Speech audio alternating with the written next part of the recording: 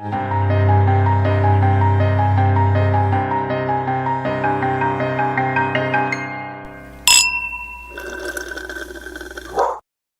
everybody, and welcome to, I guess this is the intermission of your maternity leave, Christine. I just came to do that. I'm gonna go. Bye. Christine is still on maternity leave just before people get super stoked that Christine's officially back. But Christine did make it a priority and said, no matter what, I want to be on the Christmas episode. So Christine's insisted. Here for just a moment, and then we will get back to our new programming with the other Schieffer as co-host. I know. See, this is the thing. I knew I'd be replaced, and so at a certain point, I thought to myself, I have to force my way back in about halfway through to remind everybody that I'm still here. You did it pretty deliciously, and also I want to let you know that it hasn't come out yet, so there's no way you would know this, but we just recorded last night the listeners episode for December, and Allison, without being prompted, took over your Christmastime is Here song. So Allison! Oh, I could cry. I'm so proud. She did it in as high a pitched voice as you do it as well. That makes me so happy. Well, I will say, because the only one that's out right now is the first one with you and Eva. It was so fun. I listened to it yesterday and today, and I was like, I got like really emotional at the beginning. You guys were chatting. It made me miss you. And then you guys are so funny. And I was like, oh shit, I'm going to get replaced for real. Like, I used to joke about it. And now I'm like, I think I'm done. I think I'm getting kicked out. At some point, I'll find a way to remove myself for 3 months or so, and you can just do whatever you want with the show at that point. You'll have your moment. Sabotage you somehow. I don't know how, but I'll work on it. I literally tried bringing on your college roommate, your brother, Eva, everyone. It's not working. You're still wanted. So at least I'm still forcing myself back into the show. So no, I'm glad you're here for the Christmas episode. You're totally right. It would have been super weird without you. Also, it's very belated, and it hasn't even come out yet, but I know we're going to get comments. Not a once during any time during Thanksgiving did I have whichever guest host was on do the Kill the Turkey song. See, people have on Reddit, apparently. Alexander was like, so just like a side note, this was literally like the week after I gave birth. He's like, people are estimating that you'll be back in time to sing the Pass the Turkey song, or Pass the Cranberry Sauce song. He's like, should I tell them not to get their hopes up because you're not going to be back within like the next couple weeks? And I was like, I know it's a month late, but do you want to give it a whirl? Oh, hell yeah, because while we're recording this, it's like it's literally a week from Thanksgiving today. For us, it's turkey season. It's upcoming. Yeah, it is very timely. Oh my God. Okay. I should have ready? Practiced. I'm sleep deprived. Okay. Hang on. Give me a minute. Okay. You know what I have to do first? You have to drink wine. I'm so excited. I missed it. I missed cork in your teeth like you're a little pirate. Oh, there it is, the sloshing in the glass. Oh. It's been a long 9 months for all of us. It's been a long 9/10 You honestly months. have no idea, Christine, what it's been like for me. It's been a lot. Okay? And I keep meaning to ask, but I don't want to give you any sort of emotional trouble, so I just let you be. All right, do a little sippy, and then we'll kill the turkey. Okay. Blaze is downstairs feeding the baby, so I'm good to go. Ooh, and Mama's feeding herself. Okay, that's right. Oh, I've got Krampus here, by the way. Oh, and I've got a stupid bow on my head. There's 2 little demons that I get to look at for the next hour. All right, pass. The cranberry sauce. We're having mashed potatoes. Ooh, the turkey looks great. Thank you for loving me. Thank you for being there. Everyone's thanking the whole world's thanking you for thanking us for thanking you. Kill the turkey. Christine, this is the first time you've been here since you've had a literal baby. So oh God, yeah. I haven't given anyone much of an update. I gave one in the first episode where I just said you had some complications. I gave the name of the baby, but I kind of went it's not my place to go further than that. So is there people I'm sure would like to hear your piping hot take of what it's like to have a baby and how it has been to have a baby? Well, thank you for asking. I'm really tired, which, it's par for the course, I hear. I was dying laughing because in the episode you recorded with Eva, you were like, Yeah, Christine says like she hasn't lost much sleep yet, and I'm like, what the hell was wrong with me back then? Like I miss those days because I definitely am not sleeping now.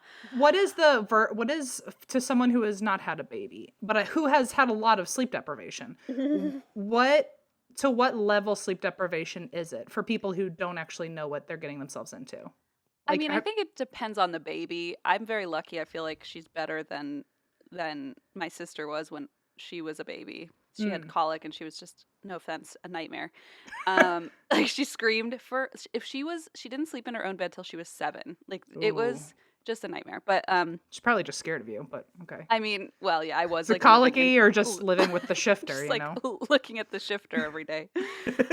Yeah, so I feel like I'm very lucky, but that being said, she still wakes up like last night she woke up almost every hour and a half to eat, and then it takes her like forever, like 45 minutes to an hour to eat, and then sometimes she won't go back to sleep. So within like a period of like 12 hours, I'll get like 4.5 to 6 hours of sleep, but like really interrupted, so I never get like a long stretch. You're just like at any moment gonna really be labeled as unhinged, I think. Yes, I'm very unhinged. Thank you. You could just snap at any moment. Oh, 100%. Like you're lucky you're across the country from me. This is just a virtual meeting. Great. Well, and what else has it been? What's it have your maternal instincts kicked in? Are you thinking things you've never thought before or feeling things you've never thought before? Do you have mom superpowers yet? No, I just feel pretty damn normal. I'm just back to drinking wine, hanging out. You just got a whole other like thing to take care of all the time. I did have like really bad nightmares for a few weeks there. Which I don't know if that was just the hormones or what, but like really bad, brutal, violent, horrific nightmares. So it could have been the sleep deprivation plus the hormones. I don't know. So that was fun, but that's kind of died down a little bit. So I had to stop watching Law and Order for a while, SVU, because it was just like poisoning my brain, especially when I was not sleeping. Sure. But other than that, I don't know. I miss you guys. I feel like every day I lose so much time because I am trying to sleep for 12 hours straight.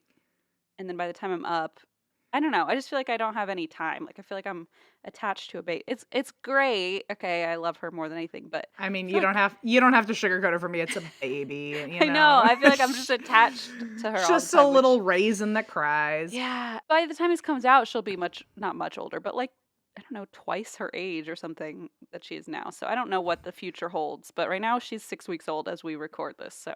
And you're talking to like. We should start a spin-off podcast where you just explain things to me because I have no idea how I just have no idea how children work. I don't either, to be honest with you. So is there a milestone that happens by 6 weeks? I was like, anything, no offense. I know she's like the love of your life and you would just jump in front of 10,000 buses for her. But like, is there anything interesting about her yet? Like, can she smile? She started smiling, and it's just the greatest thing ever, because like in the middle of the night when you're just like, I am about to cry because all I want to do is sleep, and she won't sleep. And then she'll just like start smiling and giggling, and it's like, okay, I guess I love you. Like she's laughing at the torture she's giving you. Yeah, she thinks it's very funny. But so she starts laughing in her sleep now, so sometimes she'll fall asleep and she'll start like full on cackling, like giggling. That's precious. In her bassinet, in like a cute, not creepy way yet. I'm sure when she's a little older it'll be creepy. But she just kind of like giggles and she smiles back at us now, which is very cute. But that's about it. Otherwise, she's not very interesting. She likes to, stare at things with giant eyes. She's really mastered the like freaked out face. Yeah, like, everyone comments, "Oh, Em just told her a ghost story." That's what her face looks like. I hadn't heard that before. Which is pretty spot on. It's Funkle M teaching her the horrors of lemon, and she. No, why did you bring me onto this earth? Yeah. Well, I'm happy you're doing well. I'm sorry. I feel like I really took the reins and like forced you off of the show, but I had a hunch you'd be a little sleepy, and I felt bad that we didn't announce it ever. But like, I was just not prepared. I don't know. I don't think either of us were prepared. But what's new? No, No. We tried to be, and it didn't work. Em was more prepared than I was. Not shocking at all. I don't know about that. I think we really did try to record enough episodes that no one would even know you were gone, but realistically I think that would have actually not worked out at all because we would have been so far ahead. We would I don't know, we would do something stupid like predict 2020 would be our year again, you know, like, so. We would have, yeah, you're right. That didn't work out well for us last time. Well, anyway, I'm glad you're here. Since it is Christmas, obviously, as you can tell, but I have a very little, please don't get your hopes up present for Christmas. Okay. And I don't mean to discredit it because one of our listeners helped me with this, and I say little because I was expecting like something really like holy crap about it, and it was kind of a neutral shock, which in itself was a shock. But one of our listeners wrote into Tea Time Tuesday and said that her friend matched with a certain someone. Shut up. On Tinder, and his name rhymes with Schmegelschmeitz. Oh my God. And so I reached out and I said, I absolutely 100% need you to get your friend to screenshot what that profile looks like. Yeah, like you're like paying the paparazzi at this point. You're like, I will give you $600 to get the scoop. So I wanted to give them a shout out. This is from Alyssa. I said I'd give them a shout out for helping me. So thank you, Alyssa, for being a part of this. But I thought a very quick last minute Christmas gift to you would be, I'm going to send you the screenshots of Bagel Bites' Tinder profile.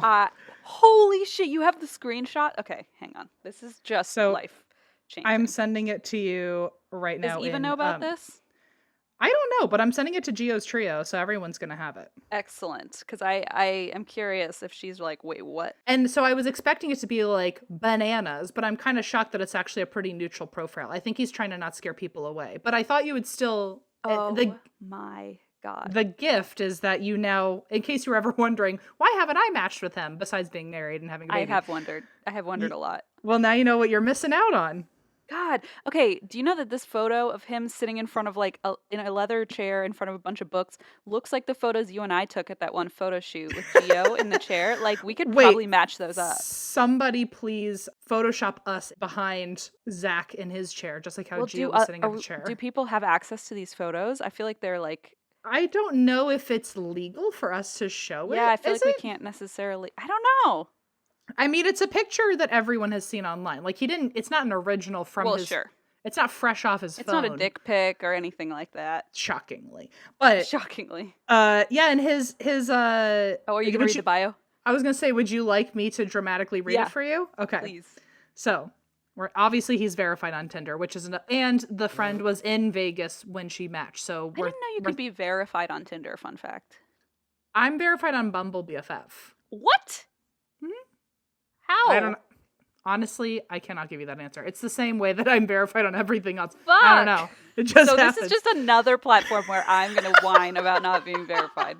Excellent. Everyone get monogamous married Christine verified on Tinder, please. Okay. Zach, 44, verified. He would say this, okay? Yes. TV show host at Discovery Plus. Straight. If anyone ever wants to like blackmail M, you can just get that like straight and be like... at which point I would be like, I need answers. Like, you know. Okay, 3 miles away was Zach at this moment. Wow. These are the little toggles he selected for himself. Dog lover, travel, movies, spirituality, board games. I like that spirituality is like the way he would say it on his TV show. Okay, but he so would. He would 100%. Like, I feel like I've heard him say the word reality before and he goes, reality. Yeah, he has to emphasize every letter.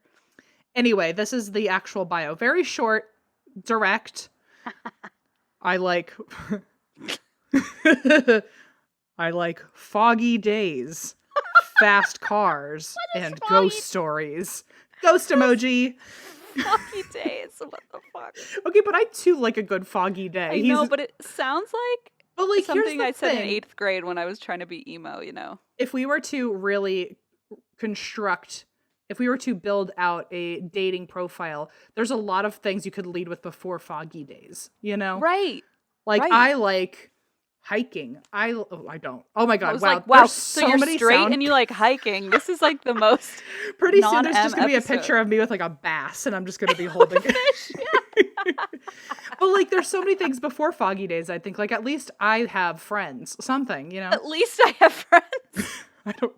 Wow. I like Foggy Days, Fast Cars, which I didn't know about him, and Ghost Stories, Ghost Emoji, TV show host / producer, and own an award-winning museum. Instagram, Real Zach Bagans. Oh my God, I own an award-winning museum. I mean, he's not wrong.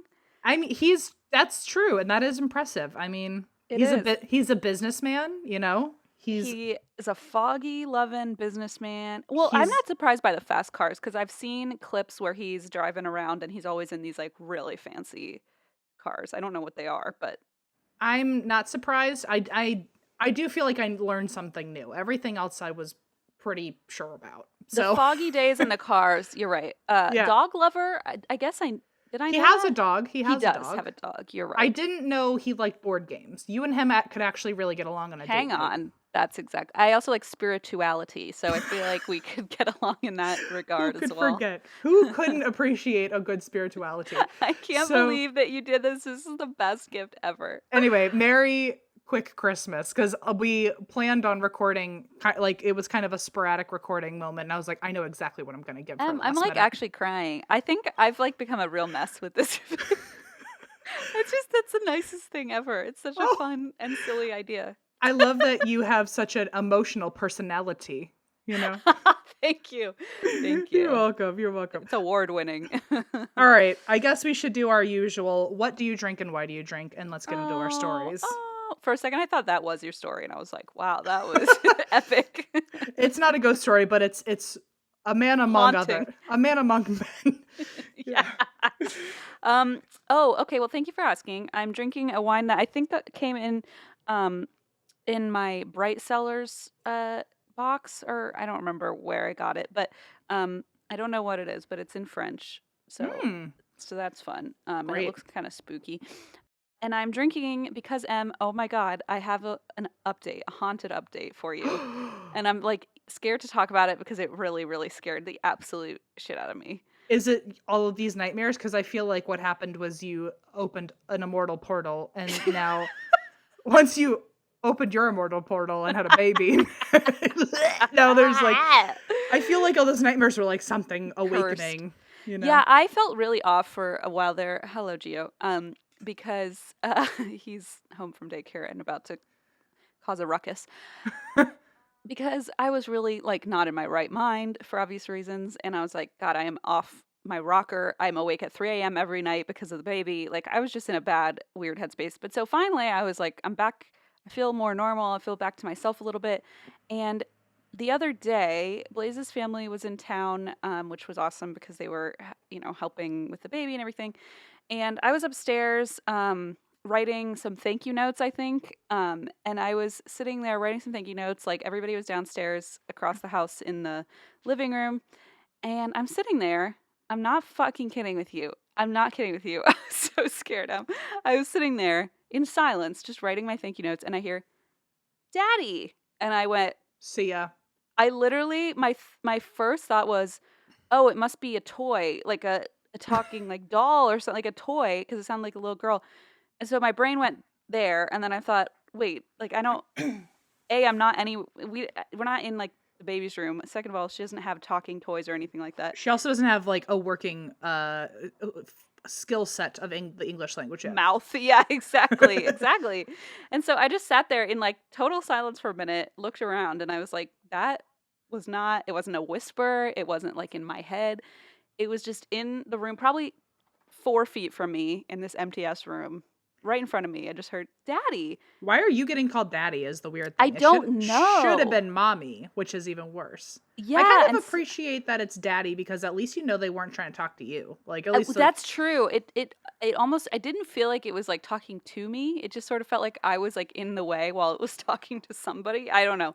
Like it was like a memory that replayed or something? Yeah, yeah, exactly. Or like it was not addressing me, it was addressing somebody else. I don't know, but I was totally flipped out because I don't know. I've been in this house for over a year now. I've never had anything that weird happen.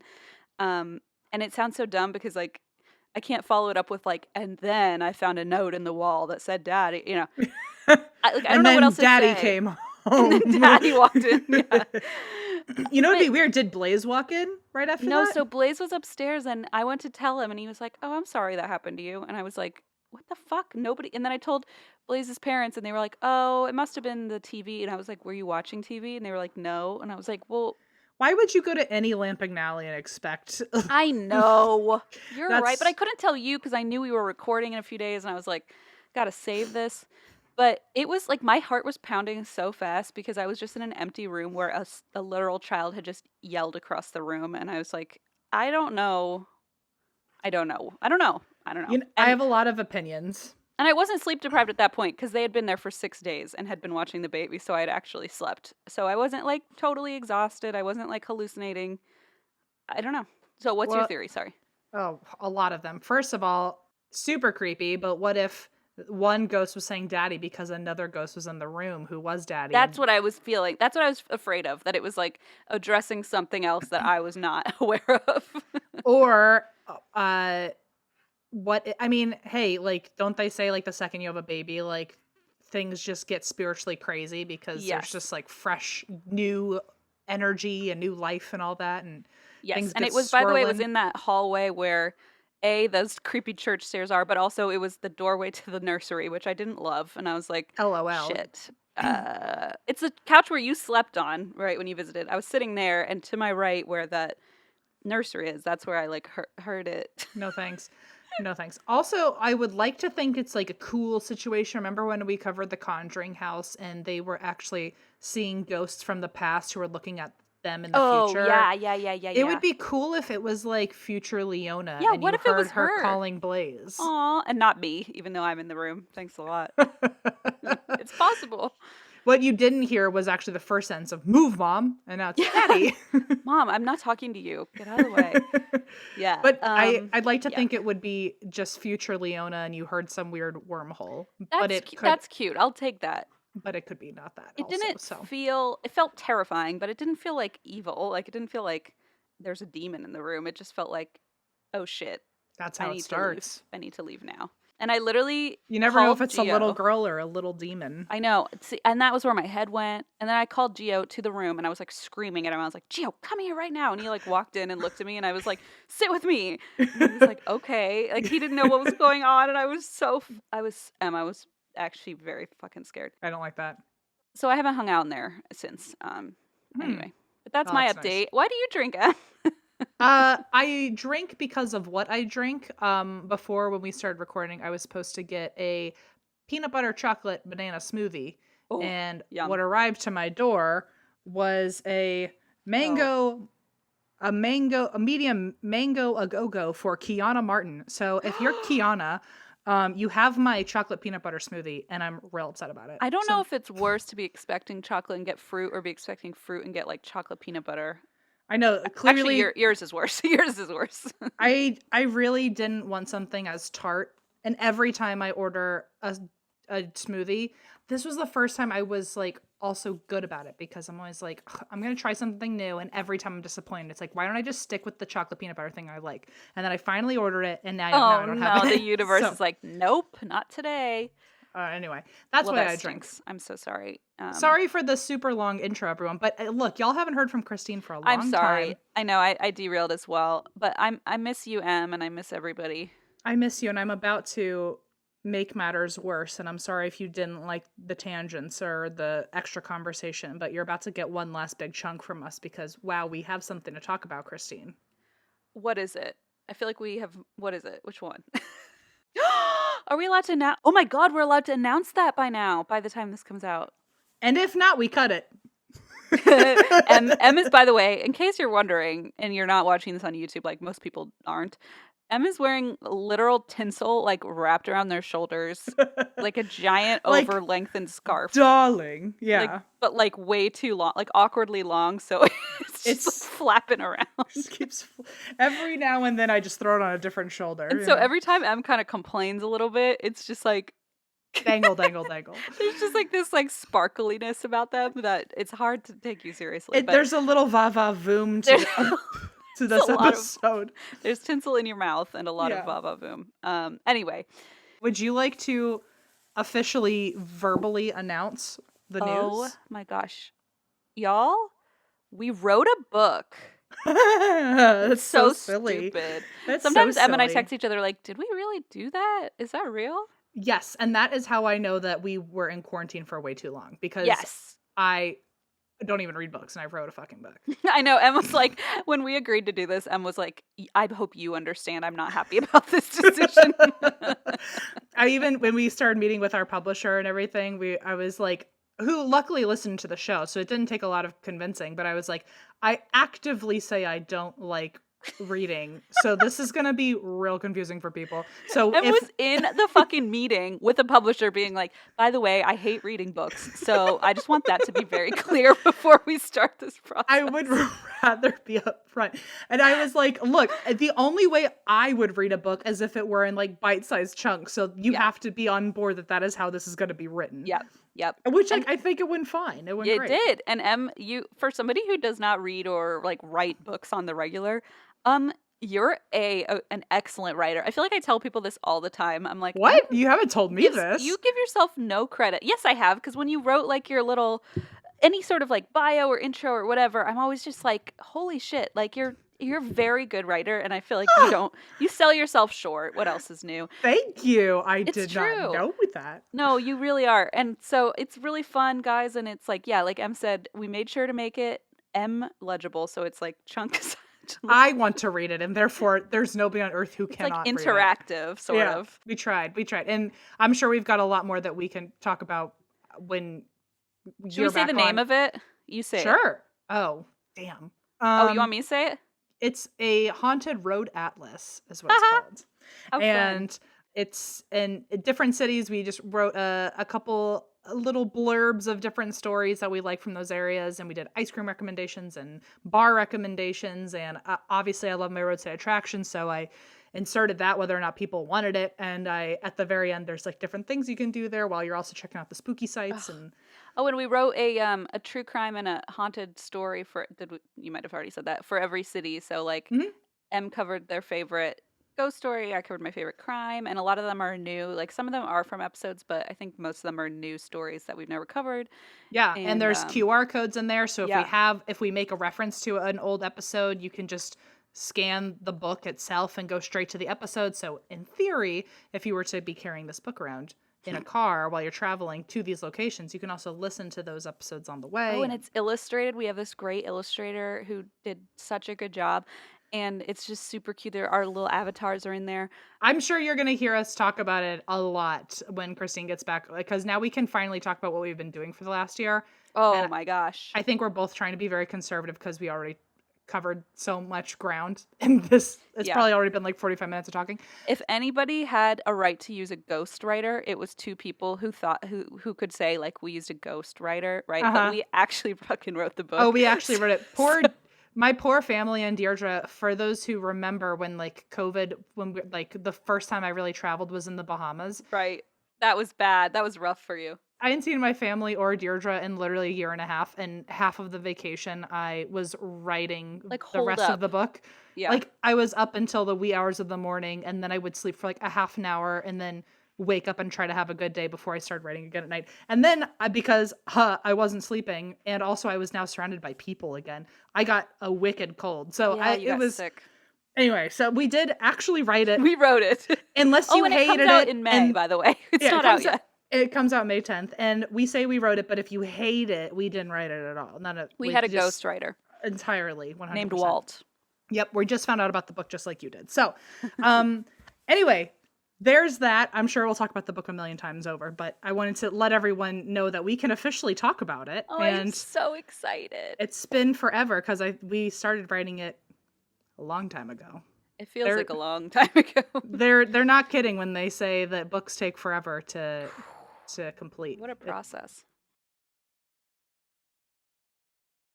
Anyway, Christine, I knew we would chat a lot, and so my story today is a shorter one. Mine is too, because I also had the same inkling. Oh, look at us. We are in sync, my friend. So I was trying to think up a Christmas story, and I wrote out like a suggestion box on Instagram for people to submit. I saw that. And a lot of people wrote in that I cover this, which is teetering on Krampus territory. But if you remember, season 9-ish of The Office, and Dwight Schrute dresses up as Belsnickel. Do you remember this? Yes, I do. Where he goes around and calls the coworkers impish or admirable, and he Okay, calls. but I don't know anything about it. I remember that episode though. I feel like a lot of people in today's generation only have ever heard of Belsnickel because of Dwight, who referred to him on the show, by the way, as a dirty worse Santa. So here is the story of Belsnickel, aka Belsnickel, aka Belsnickel, aka Belsnickel, aka Pelsnickel. Oh my god. AKA Belsnickel, AKA the Christmas woman. What? Wait. I was not expecting that last one. You got me there. AKA a dirty worse Santa. I like that one the best. So Belsnickel, he was originally from folklore that stemmed from southwestern Germany. And when the reason that Belsnickel's story ended up moving over to the U.S. is because when people immigrated over here, especially to Pennsylvania, that is how Belsnickel's story landed in the U.S. Especially, it's still very popular amongst Pennsylvania Dutch, which makes sense why Dwight Schrute was talking about it on the show. It makes total sense. Did you know that Pennsylvania Dutch has nothing to do with the Dutch? It's just a bastardization of the word Deutsch for German. Oh. Fun fact. So it's actually just Pennsylvania, German folk. Fun. I didn't know that. No. Do you know how many? Do you know how many of the Pennsylvania or people who identify as Pennsylvania Dutch? Do you know how many of them are actually in Pennsylvania? No. I think it's 65%. Oh, are the rest in Ohio? Because we got a lot here too. Maybe. Oh. I only saw 65% and ran with it. Yeah, that's surprising if I really thought it'd be like a solid 90%. I would agree. Yeah. So in Pennsylvania at the time, when people were immigrating over, in Pennsylvania at the time, and I guess the surrounding areas, Christmas wasn't really celebrated. And so these immigrants decided that they were going to bring over their own Christmas holiday traditions. And they ended up bringing over a lot of the like classic Christmas traditions that everyone still practices. I don't know. Oh, did you know that? Cool. No. Including decorating a tree, nativity scenes. Oh. The pickle. Now we have to stop and I have to hear what you're talking about. The pickle that you put on the tree. Obviously, my friend, I don't know what you're talking about. Wait, are you serious? What pickle? This is such an American thing. People hang a pickle on the tree. I'm sorry, the German is telling me it's the American thing, and yet the American is saying, what on earth are you talking about? Eva, text the group. Let me know if you know about this. You mean like a pickle ornament? I've seen a bunch of pickle ornaments. Okay. Yeah, so it's a tradition. I thought you would know this. I don't know the story. I don't know it totally either, but I guess you hide the pickle ornament and whoever finds it either gets like an extra gift or gets to open the first gift. It's like a different tradition depending on the family. But people I swear, almost every time during the holidays when someone hears that I'm German, they're like, "Oh, so you do the pickle thing?" And I'm like, "No, because like we didn't do that because I think it's more of like an Americanized thing, kind of like potato dumplings, or it's not really German, but it's like a U.S. German thing." All right. Anyway, so I thought that might be a Pennsylvania Dutch tradition, the pickle. Honestly, maybe, but I didn't hear about. I did not see that there. But Eva just says, "Okay, wait. I've heard about the finding of the pickle, but I think in the recesses of my brain." Okay, so it's like subconsciously somewhere. Yeah, it's there, I suppose. I did know about it in that people often buy pickle ornaments or hang them, but I just didn't understand why. Interesting. You have to find it in the tree. It's like a fun game. Thank you, my salty little gherkin. I'm so glad that I know now. Okay. pickles. No, that's not one that I was going to mention. But I was going to mention... Cancel that out, yeah. I was going to mention, like, stringing popcorn. I've never done that. I have.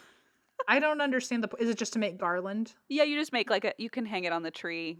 And then like 3 days later I'd eat it because I was a child who was always hungry, and it like does not taste good, obviously. But that didn't stop her, folks. It never did. It was always gone. Also, caroling apparently became a thing. I'm realizing how few Christmas traditions I've ever actually been a part of. I've never caroled. Really? Nor do I want to. It sucks, except for then oftentimes they give you hot chocolate. I would just like take the hot chocolate and hide somewhere. Yeah. I don't love it. I would do a lot of things for hot chocolate, but I don't think singing to strangers is one of them. One time I went caroling with some people and they all ditched me. Like, I didn't know. I was in the front of the group, and my job was to go ding dong in that one song. And so everybody ran and they opened the door and I just went ding dong. It was probably one of the most embarrassing moments of my life. I don't know what song I would be willing to sing. I think I don't. Christmas time. Yeah. But just that part and I would be gone. So anyway, a lot of things the Pennsylvania Dutch brought over and taught us about Christmas. Cute. And one of the things they taught us about was Belsnickel. So Belsnickel has apparently been around since the early 1800s. Was best known obviously around around Pennsylvania, but especially Philadelphia at the time. Which, fun fact, in the early 1800s, Philadelphia and New York City were the same population size. Oh, shit. So while Philadelphia was kind of enamored, if you will, with the idea of Belsnickel as a Christmas character, New York City, which was the same size at the time, was really enamored with the newly found Santa Claus. So they came into, wow. Okay, that's interesting. They competed at one time. They had to duke it out, and old Santa Claus won. Wow. So because they were around the same population size, around the same amount of people knew either of the characters, but by 1820, New York City's size doubled while Philadelphia stayed roughly the same. Holy shit. So double the people cared about Santa. Yeah. Plus, it was post-war, and they decided that they were going to use Santa as a wholesome character in marketing campaigns, newspapers, and basically I think they also got Santa like a PR gig with Macy's officially, and so ever since then, Santa beat out Belsnickel for popularity as a Christmas character. Tragic, isn't it, though? I know, especially because they used. Here's the really tragic part: is that Belsnickel, who we will learn about if you can gauge at all his personality, he is not like a perfect dude. If Dwight Schrute really likes him, yeah, fair. And so you would think like, oh, of course people like Santa more for Christmas because he was like more wholesome and pure, jolly. Blah. But apparently Santa originally, I'm going to consider Santa a cryptid just so I can cover him one day. Oh, fun. Which, like, if I think the Tooth Fairy's a cryptid, Santa for sure I mean, you're right. I mean, he's real, though, not like the Tooth Fairy. But. Right. Yes, he is as real as can be. And, but he is a cryptid that I will be covering eventually because I didn't get too into it yet, but I guess Santa originally had a checkered beginning. Ooh. Because he was once known as, quote, a lusty, frisky elf. Shut the front, excuse me.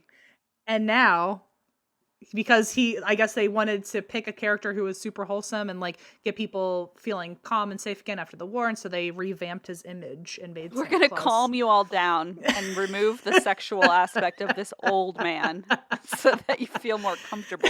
Everyone wants to feel safe after the war, so look at this lusty, frisky elf. Lusty old man. He's here to break into your home and bring presents to your children. He's very over-sexualized. He's a very horny elf who comes to see your children. Yikes. Ew. Why don't you sit on his lap? Okay. Right. All of it is suddenly really tainted, I think. That's why they were like, we have to get ourselves together and Santa has to revitalize his reputation. Yeah, his PR team was top-notch, clearly. Their collaboration with Macy's was one of a kind. So even though Santa was more popular, Belsnickel was still heard of, especially in the Pennsylvania area. up until the mid-1900s, which was after World War II. And I guess after World War II, and the Germans were not favorable in the U.S. Why? Um, Just kidding. Don't answer that. Okay. So I guess because they were very aware, like, oh shit, like people are not a big fan of our hometown right now. Right. So I guess they tried to separate themselves from their culture and their history and very quickly backed away from traditions like Belsnickel. Got you. So as Santa was getting more popular, Belsnickel was almost intentionally forgotten about. Wow. So that's kind of the quick history, but just to give you there's a lot of, I don't want to say rumors as if there's just like gossip in the locker room about Belsnickel, but there's a lot of versions of like who Belsnickel is. One of them is that he could either be another German character called Knecht Rupert. Have you heard of him? That sounds really familiar. How do you spell the first part? Knect. Knecht? I don't know. I don't know. I don't know why that sounds familiar. I have no idea. It's servant. It means servant was servant in German. Oh, I don't know. That wasn't the one I learned. It's Knecht. Duh. Obviously. So they say that Belsnickel could be Knecht Rupert or servant Rupert. I've also heard that servant Robert. Like is that like Krampus's right-hand man? It's maybe this or guy Saint seems Nicholas's? So they all seem to be their own little squad, don't they? Where like they do. There's a lot of overlap, and I would like to MCU style try to like eventually figure out the timeline and how they all became buddies and foes, because every time I tried to look up Knecht Rupert, I also got either Krampus or some other December character, you know. Aha. So basically what I'm trying to say, now that you've let me know you already are aware of these people all knowing each other, these cryptids being friends or foes, is that a lot of the Belsnickel theories is that he is either one of those characters with a different name or from a different region, or he was like companions with them. So I don't really know if he was Knecht Rupert or if they were buddies, and different folklore historians have different things to say on it. Okay. So some people also think that a Belsnickel was actually originally one of St. Nicholas's aides. Some people think Knecht Rupert is one of Belsnickel's aides. Some historians say that they're all the same person. The main difference being that Knecht Ruprecht is from North Germany, while Belsnickel is from Southwest Germany. Okay. So they think they might be the same, just regionally different stories. Interesting. Also with just two wild names. And also the historians who think that they're different people and they were buddies, one of the arguments to that is because there's a poem called Christmastime in the Land of Belsnickel. And it very directly tells you that Belsnickel and his servant Rupert were in cahoots to cause mischief in town on Christmas Eve. Oh, okay. I guess they would just break into people's houses and like good. just like beat and kidnap children. Classic. It's not funny. Germans. It's just so fucking like it just fits every time. It tracks. I feel like I'm just shocked that you're not here to give me a play-by-play of what Renata would tell you as a child. I keep thinking about it, and I'm like, she really has never told me anything about this character. I don't know anything about it. Zandy has obviously been on the show now, and he was telling us, I don't know what episode it is, so it might not have come out yet, but he was talking about how your father was singing him chanting at him. Oh, yeah? A nursery rhyme that was all about a serial killer. And so I'm just kind of shocked that Belsnickel didn't have his own little rhyme, you know? He comes over and he's like, Dad was singing this lullaby, and it turns out it's about a murderer. And I was like, I don't want to know about this anymore. Thank you for bringing this to my attention. In this poem, Knecht Rupert is described as, quote, donned in the same manner as Belsnickel, only he is even dirtier, blackened from the soot of many fires and smudged with the grease of many meals. So, yum. Rupert just sounds like he needs to take a bath. Yeah. Fun fact, another theory about Belsnickel is that Jacob Grimm of the Grimm brothers says that Belsnickel could have been inspired from the tradition of hunting down the wild man, which was a common tradition at the ancient Roman Saturnalia festivals, where they would. So I guess they would chase down the wild man, and the wild man was dressed in furs with pants, quote, pants made of pine cones, and was used to, and he was used as a cautionary tale to scare bad children. Just leave him be. He's already suffered enough with those pants. I don't think we should chase did him he? down. It sounds like he got it fresh off of Etsy. Like that's fair. Okay, that's fair. Pants made of pine cones is an intentional purchase. It's very eco-friendly, though. Sure is. I like to think all the little leaves are like kind of like oh, layered. That's kind of cute. Yeah. And just kind of like fans like out. Fish scales. Yeah. Yeah.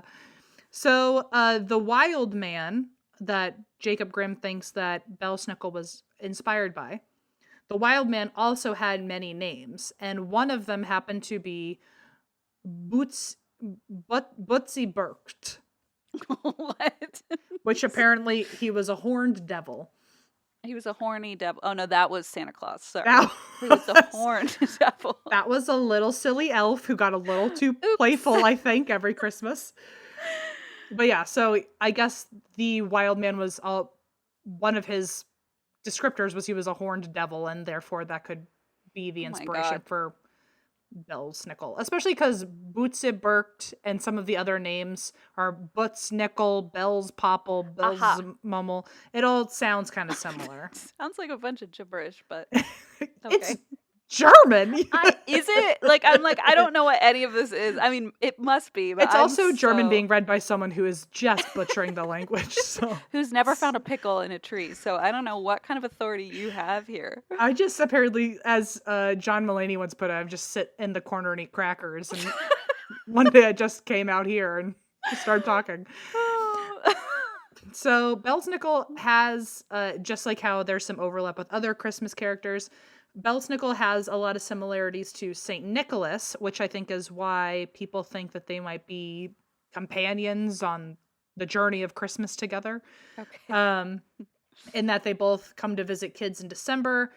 Apparently one article actually called Belsnickel Pelsnickel, which translates to Nicholas with fur. Oh, yeah, like a pelt, yeah. Fur. That's interesting. And so they think it might just either be St. Nicholas in fur, or it's inspired from St. Nicholas, and it's just a guy that likes to dress in fur coats, I guess, as St. Nicholas. What the fuck? Okay. Interesting twist. Somehow this man found a way to combine Santa Claus and the devil, because there's a traveler named William Howitt who in the 1840s was talking about Belsnickel and said, quote, "Although many have assumed that the name is a reference to St. Nicholas because of Belsnickel, right, others have contended that it was equally an expression of Der Alt Nick, or Old Nick, which was an epithet for the devil." So German sources also point to this connotation and equate the Belsnickel with Beelzebub. Interesting. And that would mean that the Belsnickel is seen alternately as the furry Nick or the furry devil. That's cute. A lot of far-reaching theories here. Yeah. And in some lore, Belsnickel is actually considered an assistant or companion of Santa Claus, but in other versions, he actually works alone. Oh, okay. And has don't get it twisted. Bear to none relation to Santa. I got you. Okay. Belsnickel is also sometimes compared to Krampus, except when people say, "Oh, are they the same character?" Krampus actually existed for much longer, and so Belsnickel's lore is much more new.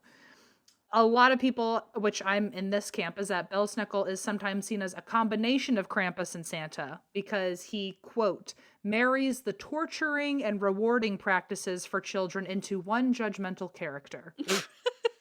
So just like how Santa will reward good kids and Krampus will punish bad kids, Belsnickel does both. Okay. So much like Santa and Krampus as well, Belsnickel reminds children to behave all year long or else.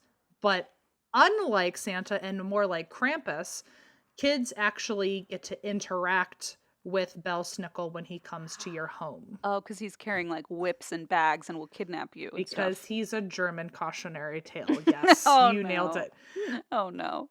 If you don't have a pickle on your tree, you better forget it. Belsnickel's pissed. So, just to describe Belsnickel for people, just look at Dwight Schrute in season 9. Or he is a giant figure in fur clothing. His face is covered with soot or charcoal. He has a very long tongue. And he wears a mask, which I don't understand why. No, that was not explained well enough.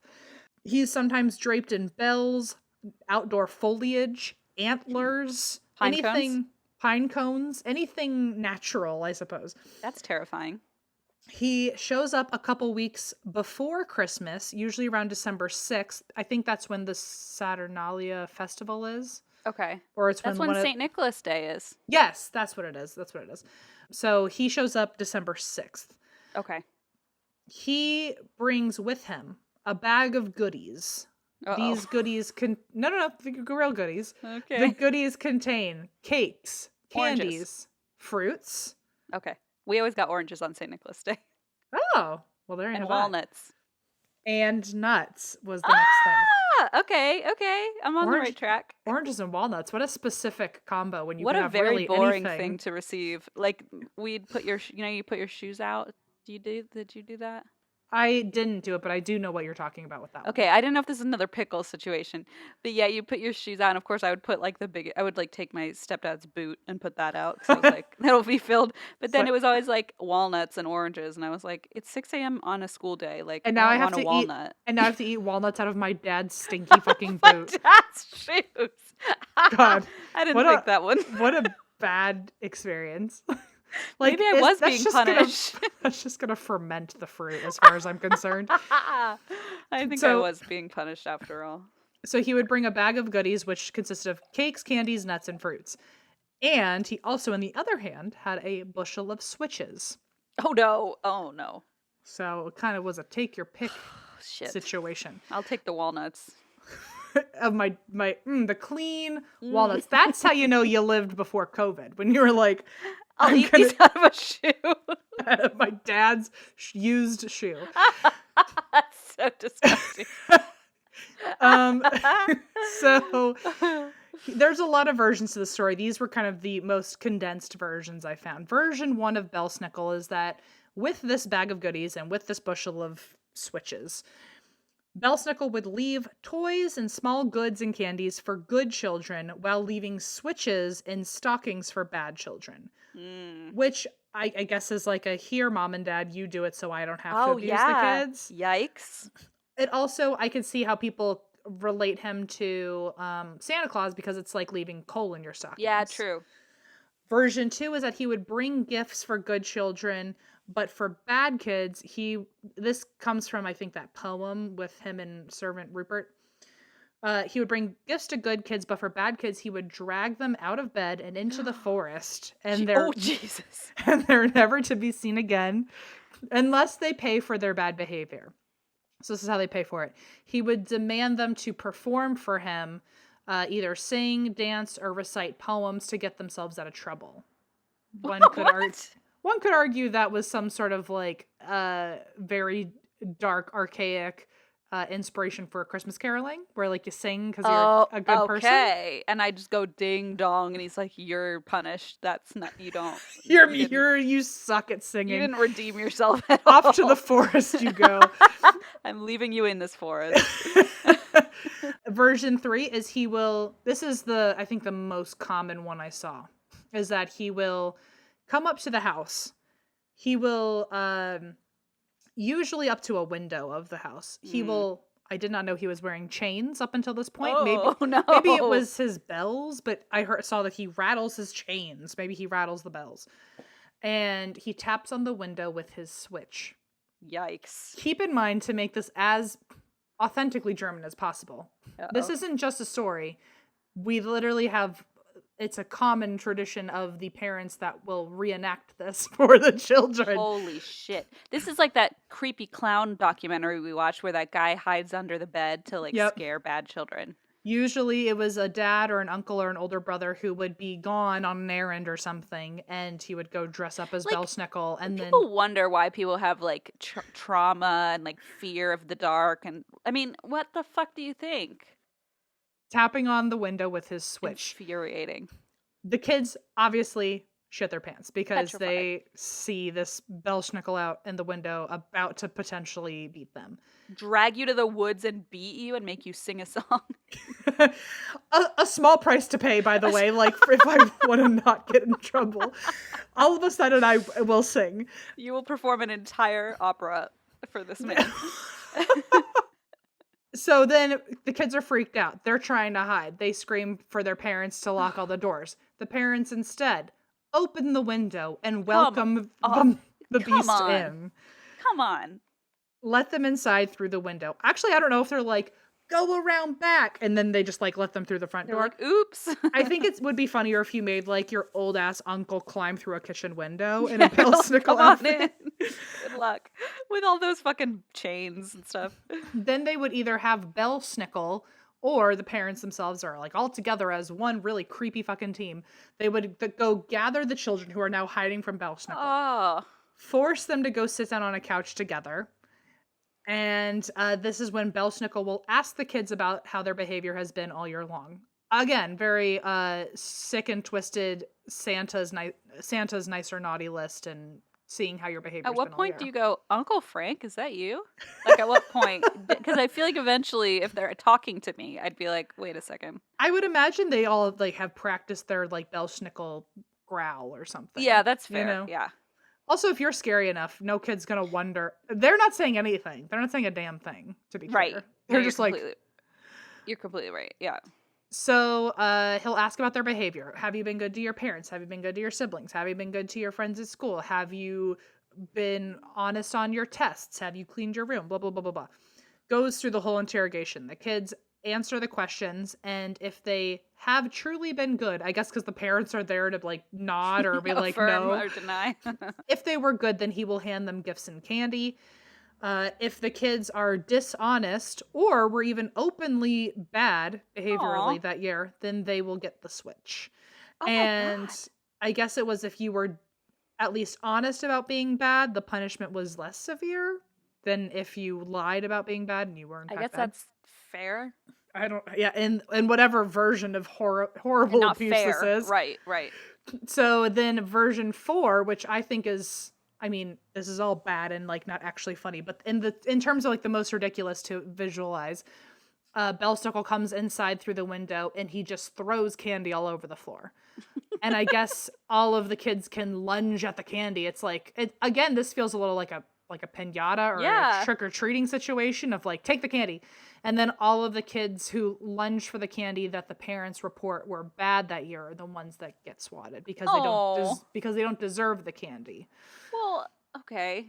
Version 5 is that he throws the candy on the floor to test all of the children's impulses, and if you grab for the candy at all, you get switched. They're children. Okay. If anyone knows anything about like culty fundamentalist Christianity, that sounds a lot like blanket training on like what's that? Oh, I could get into it forever, but it's just a form of abusing your children early so that they never ask questions or doubt God or anything like that. But it's the concept of putting your kid on a blanket when they're like a baby, like cannot understand anything yet. And then you like try to taunt them off the blanket with toys and treats and things. And then if they leave the blanket, then you hurt them in some way. What the fuck? And it's the concept of the blanket is a symbol of like, you know, religion of like, don't ever leave, don't ever wonder what else is out there, don't question mom or dad, just obey. It's a very sick and twisted thing. But oh my god, I got a lot of like, just because I'm just always ready to talk about that shit, so I was very quickly primed to think blanket training of like, oh, here's candy, and then if you touch it at all, whether you were good or bad, they're like training, they're like what's the word? Baiting you to be. Oh, yes. That's terrible. So, and then the last version, which is the nicest one of them all is that there are families out there who don't want to terrorize their children. And so they said that Belsnickel is actually very good and leaves gifts in your shoes. And that's it. That's it. It just leaves gifts in your shoes. And so I guess that storyline has taken off in recent years compared to the others. I wonder why. Yeah.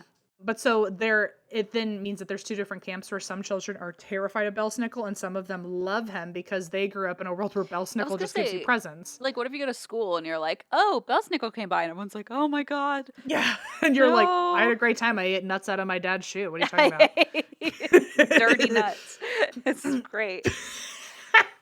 So, okay, I just have some fun facts really quick that if you happen to be someone who's interested in the story of Belsnickel, he now appears at the annual Pennsylvania Dutch Christmas program, I guess called Christmas on the Farm, which reminds me of the Christmas movie Dolly on the Square, starring Dolly Parton. Same difference. Same thing. And each year, the Pennsylvania German Cultural Heritage Center, they're the ones that host Christmas on the Farm, and you can always see Belsnickel there, and someone dresses up as Belsnickel. And I think they use Belsnickel as a way, this is what I got from, I think, their tourist website. They use Belsnickel's appearance there, quote, to raise awareness of the Pennsylvania Dutch dialect. Oh, interesting. Yeah. I'm assuming they all play that Belsnickel is just a loving, caring little monster. And children aren't getting like chased in corn mazes. Another fun fact is that a lot of Pennsylvania breweries will use Belsnickel as a Christmas beer. Oh, that's fun. Or the name of Belsnickel. How do you spell Belsnickel, by the way? The way I'm using it, instead of spelling all those other versions, I'm doing B-E-L-S and then nickel, like a penny, dime, nickel. Like nickel. Okay. B-E-L-S, nickel. Interesting. And it's one word? Yep. Okay. And then there's now a tradition, which is why when I said earlier, like, oh, if you sing, you can get out of the forest, or if you sing, you're a good person, or you can get rewarded for it in some way. There is a tradition in some areas, all the way into like Canada, called Belsnickeling, as part of like your Christmas tradition now, where it's kind of like a more fun version of caroling, where I think of it as like Christmas trick-or-treating, where people will now dress up in disguise so you don't know who they are, and they will go from house to house and do Christmas caroling or any version of entertaining. So it's not just singing, it's dancing or putting on some sort of little skit. Some like teenage boys will run around like rattle chains. It's like spooky Christmas kind of. How fun. And the point of it is like you're completely hidden in disguise. And I guess you have to be like in a completely collaborative, participating, consenting neighborhood to do this. But you show up completely disguised and you sing and perform for neighbors. And at the end of each one, just like how they would give you hot chocolate, they'll give you gifts or food or something, almost as if Belsnickel would give kids treats for doing good deeds. Oh my God. Okay, I can do. And you got to keep getting gifts and foods from that neighbor until they could figure out who you were underneath the disguise. That's and then fun. Only then would you move to the next house to get rewarded again for a new act. Okay, I like this game now. This is fun. I like that a lot. It's called Belsnickeling. It's also called Klausentrieben. Or it's also called you do it on Belsnickel night, which I guess is, I wonder if it's also St. Nicholas Day or whatever. Yeah. So the last thing I'm going to say is that in 2020, there was a movie that came out called The Christmas Chronicles 2. Okay. Is it a Hallmark original? It feels like it. It's on Netflix though. Okay. And I guess Christmas Chronicles 1 was more of a blanket Christmas movie, but Christmas Chronicles 2, they had to really step it up with some plot points. And Belsnickel was the enemy of this movie. The foil. It starred real-life couple Kurt Russell and Goldie Hawn as Santa and Mrs. Claus. Excusez-moi. What? And it was all about Belsnickel wreaking havoc and trying to destroy Christmas. Although he wasn't in furs and pine cones and antlers this time. Belsnickel was wearing leather, fingerless gloves, and a backwards hat. And I tried watching it, and no offense to the Christmas Chronicles, I myself could not get through it without there being like a partner to laugh alongside of. So what I am going to do though is give a shout out to Den of Geek, and I'm just going to read the the long synopsis of this movie because Please do. It was very Hallmarky, and a child would just eat this shit up. I love it. It's long, but it's worth it, and that's the end of my story. At first, Belsnickel was an elf who nursed a healthy mistrust of humans. But Santa and Mrs. Claus took him under their wing more so than other elves, treating him as a surrogate child. As Belsnickel hit his teenage years, he grew jealous of the Claus' care for the world's human children and began acting out in ways that Saint Nick would definitely call naughty. I'm sorry if this were Zach Bagans. Naughty. Naughty. Unfortunately for elves, if they break the 5-part elves code, they will be cursed. Oh no. And once Belsnickel demonstrated he broke the 5, you cannot, these are the elf boundaries. Yeah. Once you have demonstrated all 5 of those, he was transformed into that which he hated most, a human. Do you want to know what the 5-part elf code is? Absolutely. I guess it's a Christmas movie, so I'm going to let it slide, but it feels a little like the 7 deadly sins. Envy. Okay. Lying. Okay. Selfishness. Okay. Viciousness. Ooh. And ego. Okay. Yeah. So not to do any spoilers on Christmas Chronicles 2, but he is going to do all 5 of those things. And he becomes a human as a curse for that. Belsnickel is Santa's outright enemy, waging war on Christmas and trying to steal the Christmas star that powers the entire village. And in his battles with Santa, he demonstrates his knack for invention with one scene involving a race through the skies, pitting Santa's sleigh and reindeer against Belsnickel's souped-up engine, guided by jackalotes, jackal-coyote hybrids. Like the anti-reindeer. Oh my god. But while Belsnickel caused chaos in Santa's village and endangered Christmas itself for all the world's children, he clearly was acting out of pain and resentment and wasn't entirely evil. He expressed concern over Dasher after he unleashed Yola the Yule Cat, which I have covered very briefly in a past episode, but I will cover extensively at one point.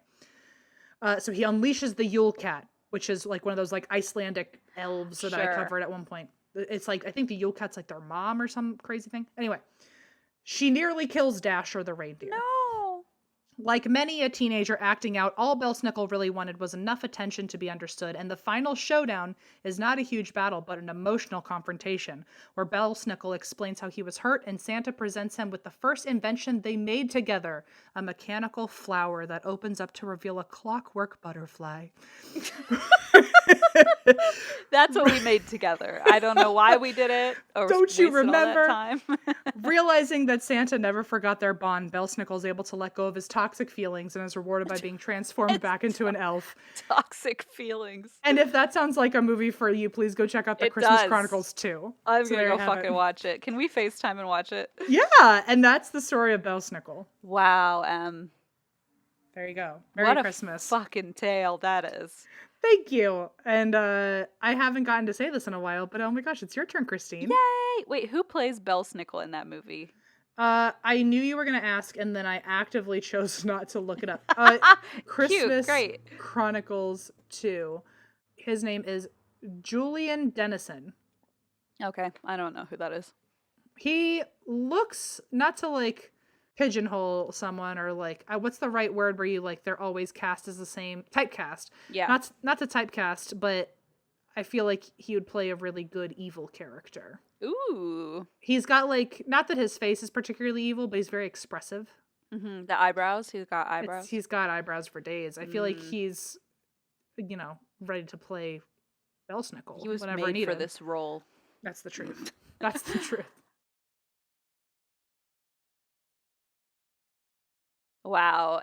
Well, that was a wonderful story, and thank you. I feel like I have a kind of good companion tale here. I'm going to cover Santa crimes. Christine Cooper. I have known for a long time I wanted this, and I didn't know when it would come. But because I feel like I you can guess that there's at least 2 people out there who dressed like Santa and did bad there's so things. many. Oh my God. So I hoped that one day this would come, but then last year you really tricked me because I thought I was getting a Santa crime, and then Oh yeah. ended up being Jim Carrey in green. Oops.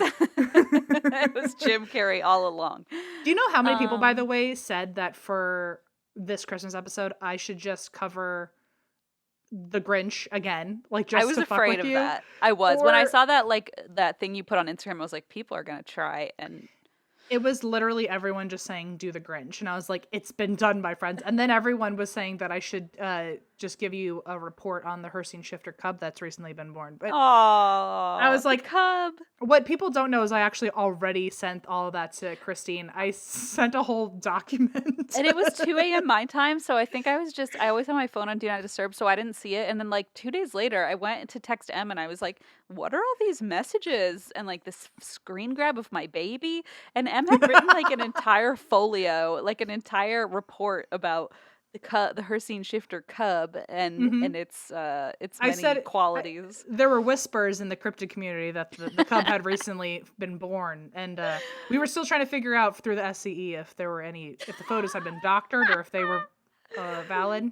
You Seems had like one they're pretty of legit. one eye open, which is like what I do when I'm like either drunk or tired.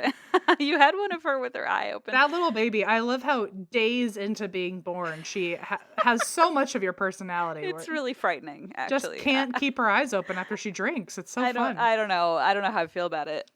It's a little scary, but yeah. So I do have. Well, they're more like Christmas crimes. I started with Santa crimes, and then I sprinkled in a few that were just kind of Christmas crimes in general. Okay. So I have a couple. Let's see. I have a couple of different websites I used. This first one is from a website called lawandcrime.com. And it was a list of different holiday-themed crimes. I think they actually might have been like full-on Santa crimes. But this first one was also a shocking amount of these took place in Ohio, which, like, I guess at this point in my life I shouldn't be surprised, but just a lot of them were in Ohio. So just keep that in mind. It's like Ohio is Christmas Florida, you know? Yeah. You know what? Ohio and Florida, I think, have more in common than I care to admit. Question: will any of these stories happen to be you doing a retelling of the movie Bad Santa with Billy Bob Thornton? No, but Bad Santa, the Billy Bob Thornton photo of Bad Santa was in a lot of these articles as like it's like the photo they used to, I don't know. Bad Santa was one of the first movies that I would secretly watch because I wasn't allowed to watch it, and I would remember when TiVo was a thing, when we first could record things. I remember I recorded the movie and then recorded a bunch of other garbage on top that way to hide it, so that way no one would ever know. And then in the middle of the night I would watch Bad Santa. I don't know what's wrong with me. Santa? I was so ashamed too. I felt so dirty afterwards. I wonder why weren't you allowed to watch it? I feel like because there was I think there was an in the car sex scene, and it was Billy Bob Thornton, and it was called Bad Santa, and it was rated like NC-17 or something. It was a pretty gnarly sex scene for someone who had never seen a sex scene before. And meanwhile, your mom is like teaching you how to use condoms and is like, oh, but you can't watch this. She held off on that until I was 14, but I will say she waited until it was me and several of my friends, and as like her own sex ed class, took us to a gas station and bought like $100 worth of condoms, and then taught us how to use all of them, and then she made us taste them so that way, because I forget what the anecdote was, but it was something about like there was some I like to think there was some sort of educational reason at one point. A moral to the story. Something about how like they don't taste good. I don't know. I don't remember why she did that. There's something that like she could probably go to jail for today. But like it was educational. Hey, literally me and all my friends from that day on, she hammered it in like condoms. And I've never had, in the 0 times I've used a condom, it's worked 100% of the time. Okay, what I was gonna say, but like if you were in a scenario where you needed a condom, I feel like I would be so like in my head because I'd be like, all I can think about is my mother making me put this in my mouth. Like I feel like it would really screw me up about condoms. I feel like I'd be honestly, that's such a good point though. Like she probably made everyone never want to use a condom. Yeah, I'd be like, no, that's terrible. She got ones of all different sizes because she also was trying to prove that like. I love that when people put like a pineapple in a condom. them and they're like, nice Yeah. try. Well, yeah, because she was like, if a guy ever says that it won't fit because it's too small, like she made us like fill it up in the sink to see how big it could get before it That's broke. kind of fun. And That's a fun game. she made her favorite. She still mentions it, so like I know it's happened because she remembers one of my friends putting like her whole arm through it and just like it still like had so much give, and then I guess it accidentally broke, and my friend was like, "I'm pregnant." Like it was like she was like, God. I think in that moment she realized that she was in a room alone with a bunch of 14-year-olds. Children. She was like, "What am I teaching them?" Whatever. She just turned on Bad Santa and was like, this will be your education. You don't need to learn any more from me. I don't know really what she was thinking, but it worked. So whatever. I mean, listen, again, I don't know anything about parenting, so I shouldn't criticize or judge. I mean, maybe I'll be calling her in a few years to be like, help me figure this out. I will say 0 of my friends have had like a surprise pregnancies when we were all in high school. We all evaded teen pregnancies, so she did something right. Okay, you know what? Let's leave it there. Let's leave it there before someone calls a service or something. Yeah, let's just drop it and pretend this was all a satirical joke. Anyway, Billy Bob Thornton is not one of the topics you will be covering. I got it. It's not, but he seemed to represent a lot of these because it was the photo they used in pretty much every article. So you're on the right track here. So we're in Ohio for most of the story. In Vandalia, Ohio, in 2011, an 11-year-old boy spotted a 44-year-old stranger in his home. He had broken into his home. Oh, shit. Was it the Grinch? It was the Grinch. The end. No. It was, unfortunately, this one is real life horrors. So this man, Terry Trent, 44-year-old Terry Trent, apparently had gotten high on bath salts, had broken into this home and put up Christmas decorations. Oh. It's like, I mean, in terms of like ways to react to hallucinogenics. Right. More wholesome than you expect. Yeah. So he hung up a bunch of Christmas decorations, lounged around. He lit candles. He hung a wreath on the garage door. And he then kicked back and watched TV. And I like to think he watched Christmas Chronicles too, but it doesn't say. It doesn't say what movie. But he kicked back and loudly watched TV. Meanwhile, this 11-year-old boy is in his house like, who is that man? Like decorating my home. Also, like, how many hours was he sitting there wondering this? Well, so it turns out his mom was next door at the neighbor's house. So he was like home alone and this guy's just wandering around his house like decorating. Oh, God. And so thank God he was able to call his mom who was next door at the neighbor's. And he like told her what was going on. So of course she calls the police. She rushes over. Apparently this 44-year-old man ended up being very polite. He said to the child, "I'm sorry, I didn't mean to scare you. I'll get my things and go." And he just left the house all decorated and left. So we've talked a lot about if there were like ghosts that had to haunt us. We would pick like, obviously we want that ghost who's like cleaning up after us and making our bed and doing our dishes. That's the criminal you want in your home. 100%. For free? You just did all of my Christmas decorating? You also, where did lights? Hang on, how did he know where to find the Christmas decorations? I was wondering that, and I was wondering if it was like he was in the garage and he like found it and just hung it up, or if he brought it. Like, I don't know. I like to think, I feel like realistically the most obvious answer is like he had a one-track mind and he saw the lights and went, oh, these need to be hung up, and just kind of went for it. Right. I like to think he had a whole Santa bag filled with it, but probably not. I also like to think it was like February and they had just taken everything down. Yeah, that's even worse. Okay, that's the worst criminal. You just take all the lights down and suddenly they're back up. Yeah, that's a criminal where depending on the time of the calendar year, you either really hate them or really appreciate them. No, you're 100% right. It really, you need the context. Yeah. So a lot of these are just mini stories. So that's one of them. Okay. In 2013, a 44-year-old woman named Helen Williams in Charleston, South Carolina, apparently flew into a rage when her husband came home on Christmas Eve without any beer. Okay. So Christine, lives here. Okay. She had sent him out to get beer on Christmas Eve, and he went out and realized all the liquor stores were closed. So he made the mistake of coming home empty-handed. And she was pissed. And she was like, that is not a good enough excuse. So she picked up a ceramic squirrel and stabbed him in the chest. It's not funny, but it's not funny. It's so bad, but it's like just so wild. The ceramic squirrel. So obviously that's the funny part. That's the hysterical part.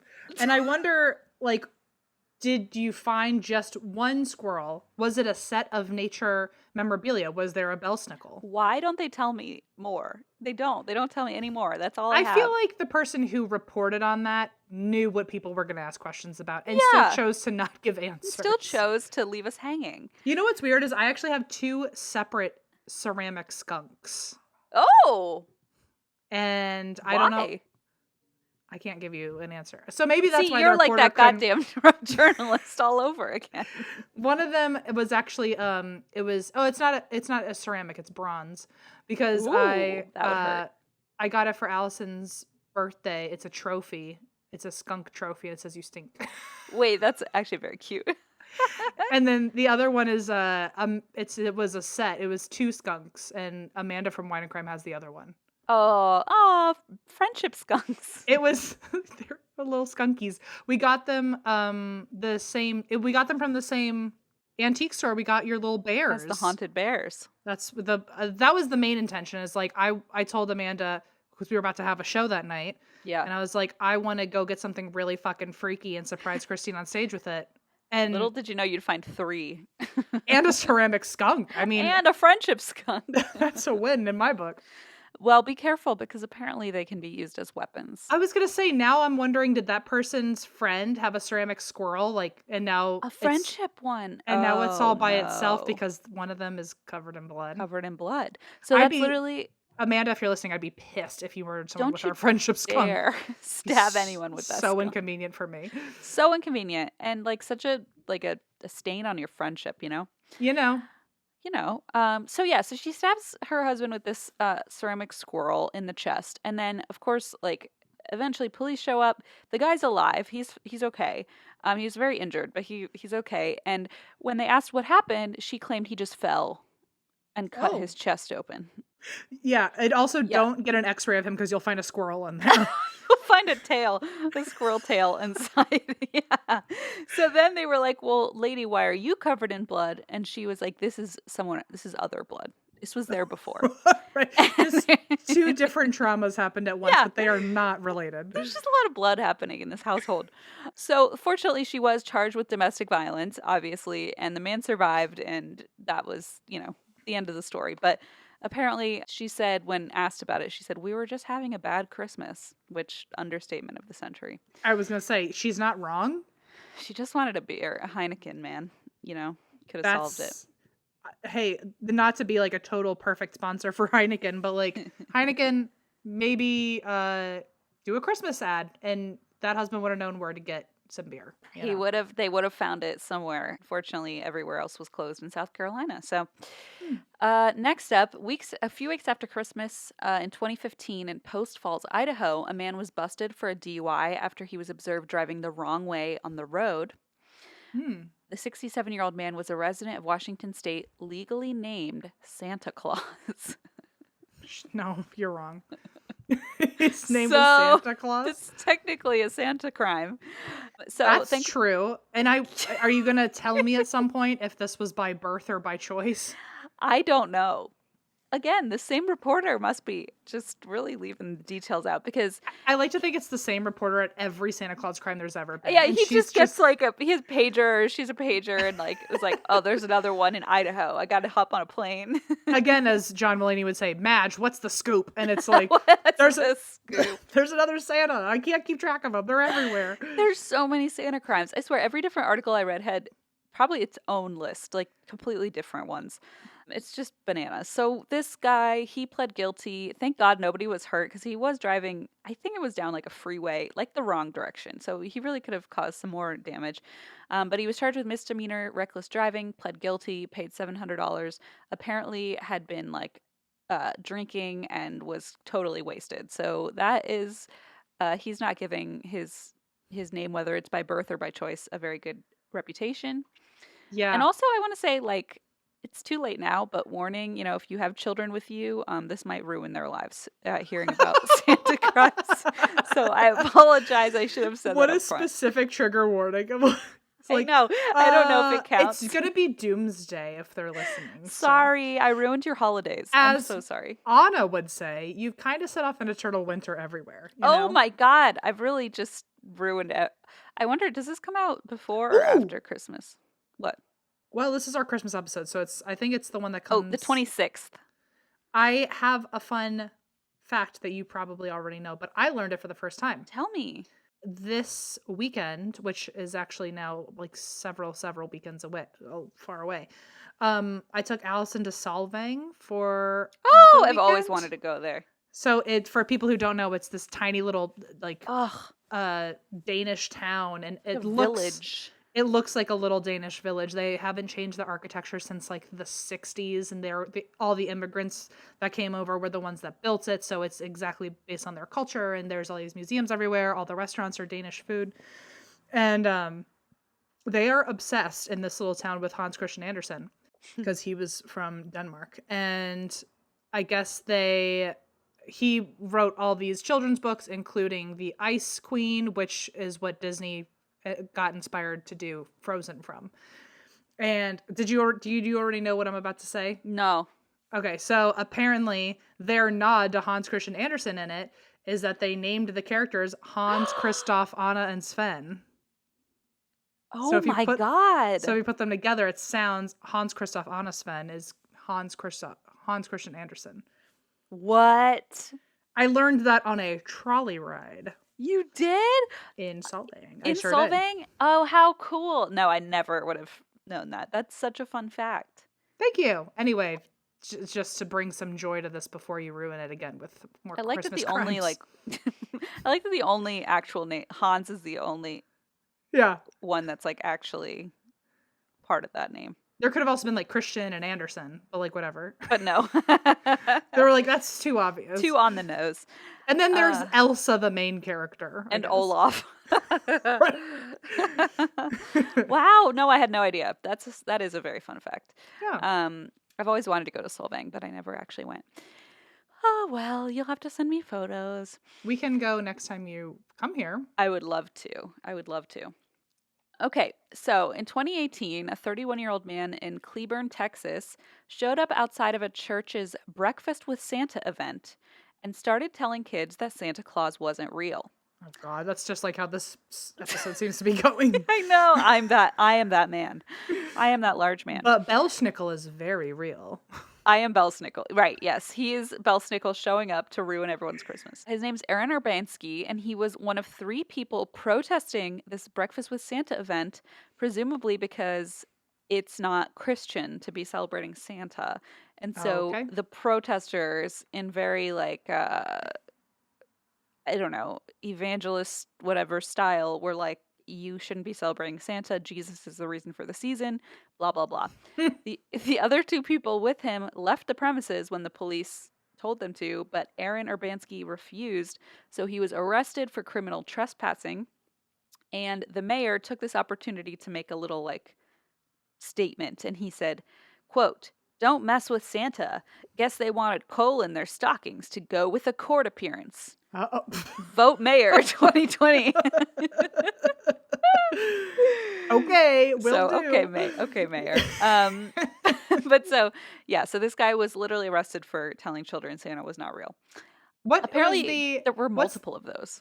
I was gonna say, what's the charge? What's the name of the charge? This one was criminal trespassing. There was another one where a guy apparently slicked his hair into horns with hair gel and screamed at a bunch of children during a Christmas parade that Santa wasn't real, and he was arrested for public disturbance. Okay, so that tracks. Could be that tracks. Yeah, that tracks. I would also charge him with that, I think. Yeah. I charge him with that from my citizen's arrest standpoint. Wait a minute, Christine, talk about your little hand socks, this little shirt thing. Okay, listen, I'm going to give them a shout out because the company called Kindred Bravely, who I wore their clothes like exclusively during pregnancy, they reached out to me via email one day after I had the baby and were like, congratulations, we'd love to send you a few things. And I was like, I'm a huge fan of your brand. And so they sent me a bunch of, and look, it has little zippers on my boobs for nursing. Nice. Oh, it's so really it literally fun. is a boob pocket. Yeah, it's like a full boob pocket on both sides. Boy. But yeah, it has little hand socks. I love a hand thong. I love it. They're so fun. I think they're so fun. A It thumb is thong. fun. Is that what it's called? TM. Yeah, they sent me some like cute stuff, and I felt like I never really gave them any sort of shout out. So they're cool. Thumb thongs all the way. Thumb thongs. Okay, so now there's another. So that most of those stories were from a website. Oh yeah, Law and Crime. So this next one is from a website called The Richest, which I guess talks about like stories about rich people, and I don't know. It's a very niche website, I think. Interesting. Okay. Yeah, I don't read that. I don't read. Really? That. I'm in it. Just kidding. Ha ha. Oh, I loved Very it though. funny. Hey, I liked it. Thank you. So this one, I don't know why it's on this website because it's not about a rich person, but 49-year-old Elkin Clark was working as a mall Santa in Atlanta in December 2004, selling Hershey's chocolate alongside elderly 74-year-old Christian evangelist Annie Nelson. According to Clark, he became enraged when Nelson stole 29 boxes of Hershey's chocolate from him. It's just such an absurd 29 story. Boxes? Yeah, while they were there selling it together. Also, you're not going to go for the full 30? Okay. That you didn't even round up, yeah. Although police said no witnesses could support this claim. Clark said of the incident, "She was stealing my stuff. I asked her 10 to 15 times not to touch my stuff." According to witnesses, Clark struck Nelson over the head with a 2x4 and then hit her twice more while she was lying unconscious on the floor. Oh, God. And she died of her injuries 6 weeks later. Oh. He was convicted of malice murder as well as simple assault, and his conviction was upheld by the Georgia Supreme Court in 2013. So, a mall Santa attacks a woman in the mall while selling chocolate. Don't touch my chocolate either, just so we're clear. But also, what was it? A simple assault and malice murder? Malice murder and simple assault. I was like, I feel like he got charged with two polar opposites. Like, what's simple about that? I guess a 2x4 is pretty simple. I don't know, but other than that, it doesn't seem pretty simple to me. Yeah. But yeah, so apparently he said she stole all his chocolate, but nobody could actually confirm that. So one time, one of my friends tried to eat some of my waffle at Waffle House, and I stabbed her with a fork. So, is that simple assault or like some sort of almost malice murder? Incredibly complex assault. Was that Deirdre? It was or self-defense, to be honest. It was self-defense. You're right. I'm pretty sure it was Deirdre. I don't remember. I feel like I remember this story. It was a home. I feel like, to be honest, if we're having honesty hour here, I have stabbed a few people with forks if they try to eat my food. So I can't tell you which time it is I'm specifically referring to. There's like a whole anonymous group out there going like, I was also stabbed by M. Schultz. They're like, their little sign is like the 4 little prong marks on their hand from when I once got them. You know? They have a little support group, I bet, 100%. Okay, so now the next couple are from a website called pedestrian.tv. I honestly don't know what these websites are, but they had fun listicles. So, in Chile, a 50-year-old woman named Angelica Navarro Pereira was busted by police after they discovered her Christmas tree was actually a 6-foot marijuana plant surrounded by presents. Christmas time is here! Yeah! Yeah, I was like, wow, she's having a good time. So, she got arrested for that.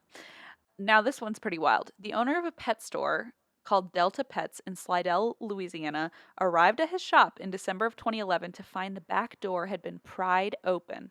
He realized the cash register was missing, along with a $600 ball python and 2 boa snakes. So 3 snakes had been stolen out of his pet store. 31-year-old Donald Legast was later arrested and charged with the burglary, and when asked why he stole these snakes, he told cops they were a Christmas present for his son. Oh my God. Can you imagine being a kid and opening up 4 individual boxes and they each have different massive killer snakes in them? Snakes! And your dad is like, that one's worth $600. Can you imagine if on the 3rd box you're like, please God, don't be a snake. Like, no, please. I already don't want the other 2. Maybe the snakes were tied up as the bows on the boxes for other snakes. Fun. I don't know. And the thing too is like, I would be like, Dad, you were in a pet store. Grab me a gerbil. Like, why are you grabbing me a fucking snake? Like, there are other pets in there that I could probably deal with, like a gerbil, not a fucking boa constrictor. Yeah, where are the bunny rabbits? Where are Right. where's the cat? Like, why on earth?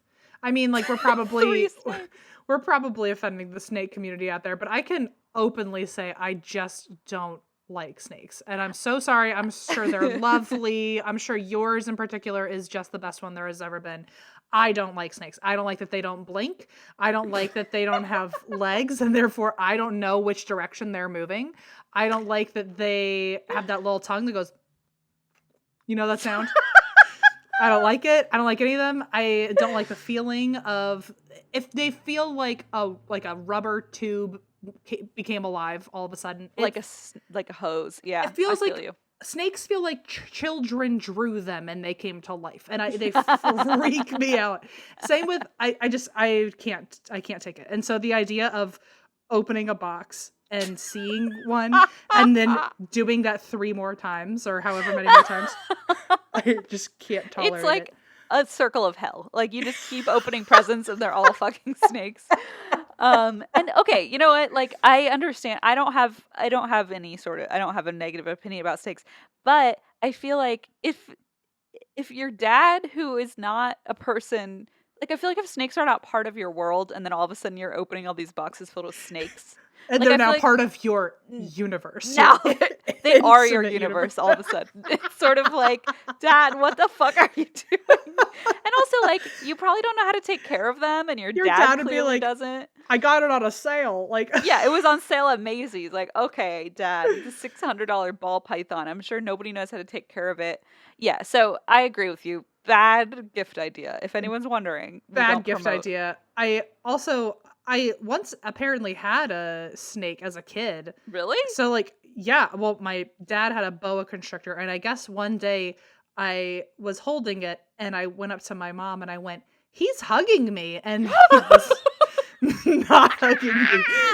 Stop it. No. Also, let's not forget the New Orleans experience of trying to hold a baby alligator and it slithered through my fingers. Nobody made you do that. You went on your own volition onto that damn boat. I was sleeping. Okay, I went on that boat being very misled, and that they didn't tell me until once we had been on the boat for an hour, and then they pull out a little cooler, and I was like, oh, thank God they have water bottles. No, they had a little baby alligator in there this whole time, and they were like, why did they keep it in a cooler? That's not very nice. Why aren't they keeping me in a cooler? It was 120 fucking degrees. And then they were like, okay, now we're going to pass it around and everyone can hold it. And I was like, even if I don't hold it, it's going to be passed across me to the other person. I didn't enjoy it. The alligator didn't enjoy it. No one had fun.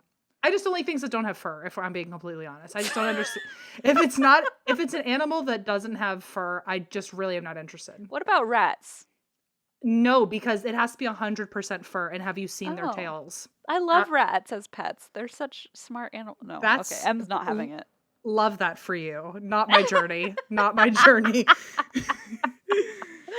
Oh boy. Okay. Well, anyway, snakes, just leave them where they are. Leave them alone. Don't try to give them to children.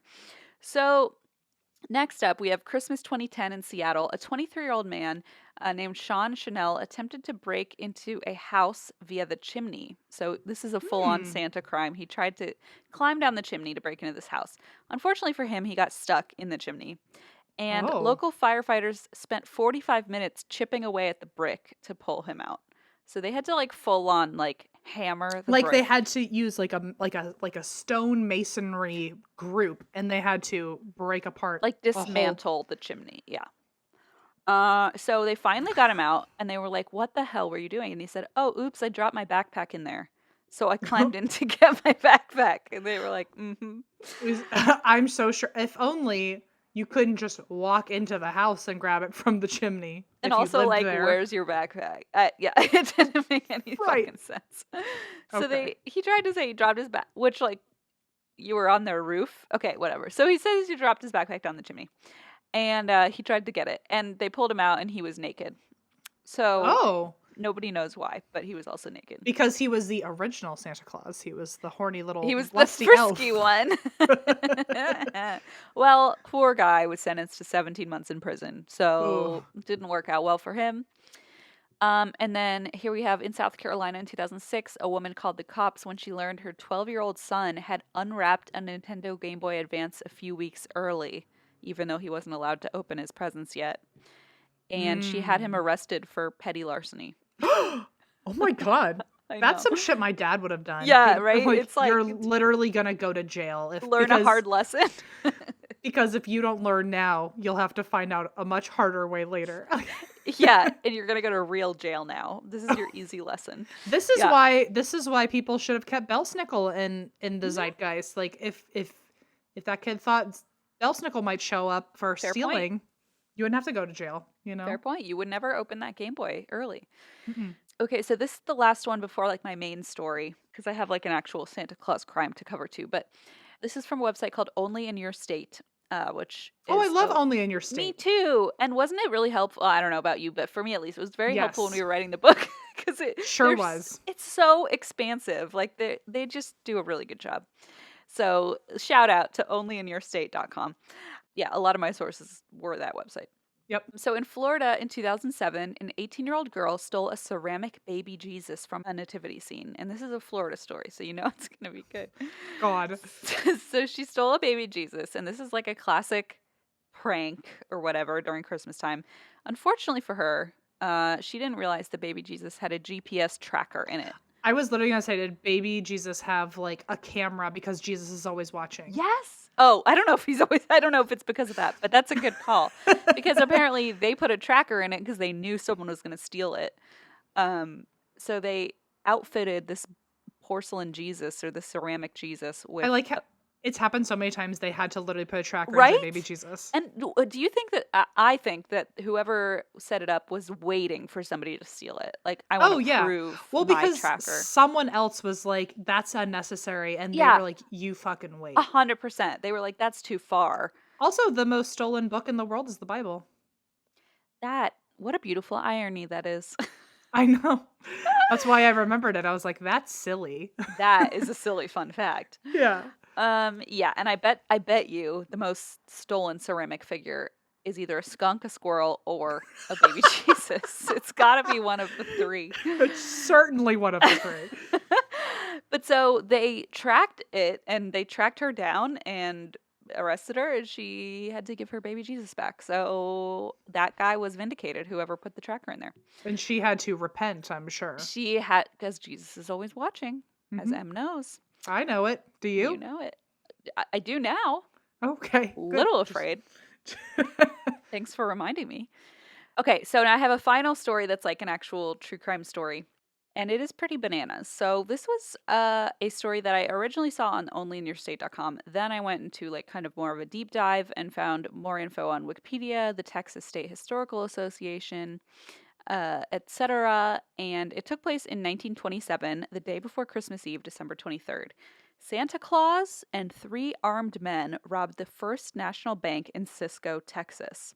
I like to think immediately jumping in here. I like to think it's that one kid, aka me in high school, where like people were just like gonna go to the movies, but like they had to like have the spotlight and like unnecessarily dress in a weird way for no reason. Just be like the one, yeah. Like we're gonna rob a bank. Okay, I call Santa. And I want to be Santa. And they're like, it's not a costume thing. It's like it's not. Like Santa wasn't even on the roster, and he's like, no, I'm only either I'm Santa or I'm not doing this. Yeah, and it's really weird because it doesn't really. I don't really get why. Like, I don't know. I guess it sort of comes into play, but not really. You'd think it would just draw more attention to you. Whatever. So he and his 3 armed guys rob a bank in Cisco, Texas, and this robbery would become one of Texas's most infamous crimes and actually invoke the largest manhunt ever seen in the state of Texas. So this is like a huge fucking deal, and it's like the stuff of legend there now. So to pull off the heist, the crew let the main guy, his name was Ratliff, They let him out several blocks from the bank dressed as Santa. And I guess he got the Santa outfit from the woman who ran the group home where he lived. So he took the Santa outfit, put it on. They dropped him off a few blocks away. And he started strolling down the main street in Cisco, Texas, which is called Avenue D. And he played along with his Santa part. There were children like running up to him to be like, Santa, Santa. And he played along. He answered their questions. He was like patting them on the Wow. head. Like he Wow. played this creepy part of like the local Santa Claus. And everyone was in this Christmas spirit. Nobody thought it was odd that like down Main Street, the Santa Claus was walking down the street one day before Sure. Christmas Eve.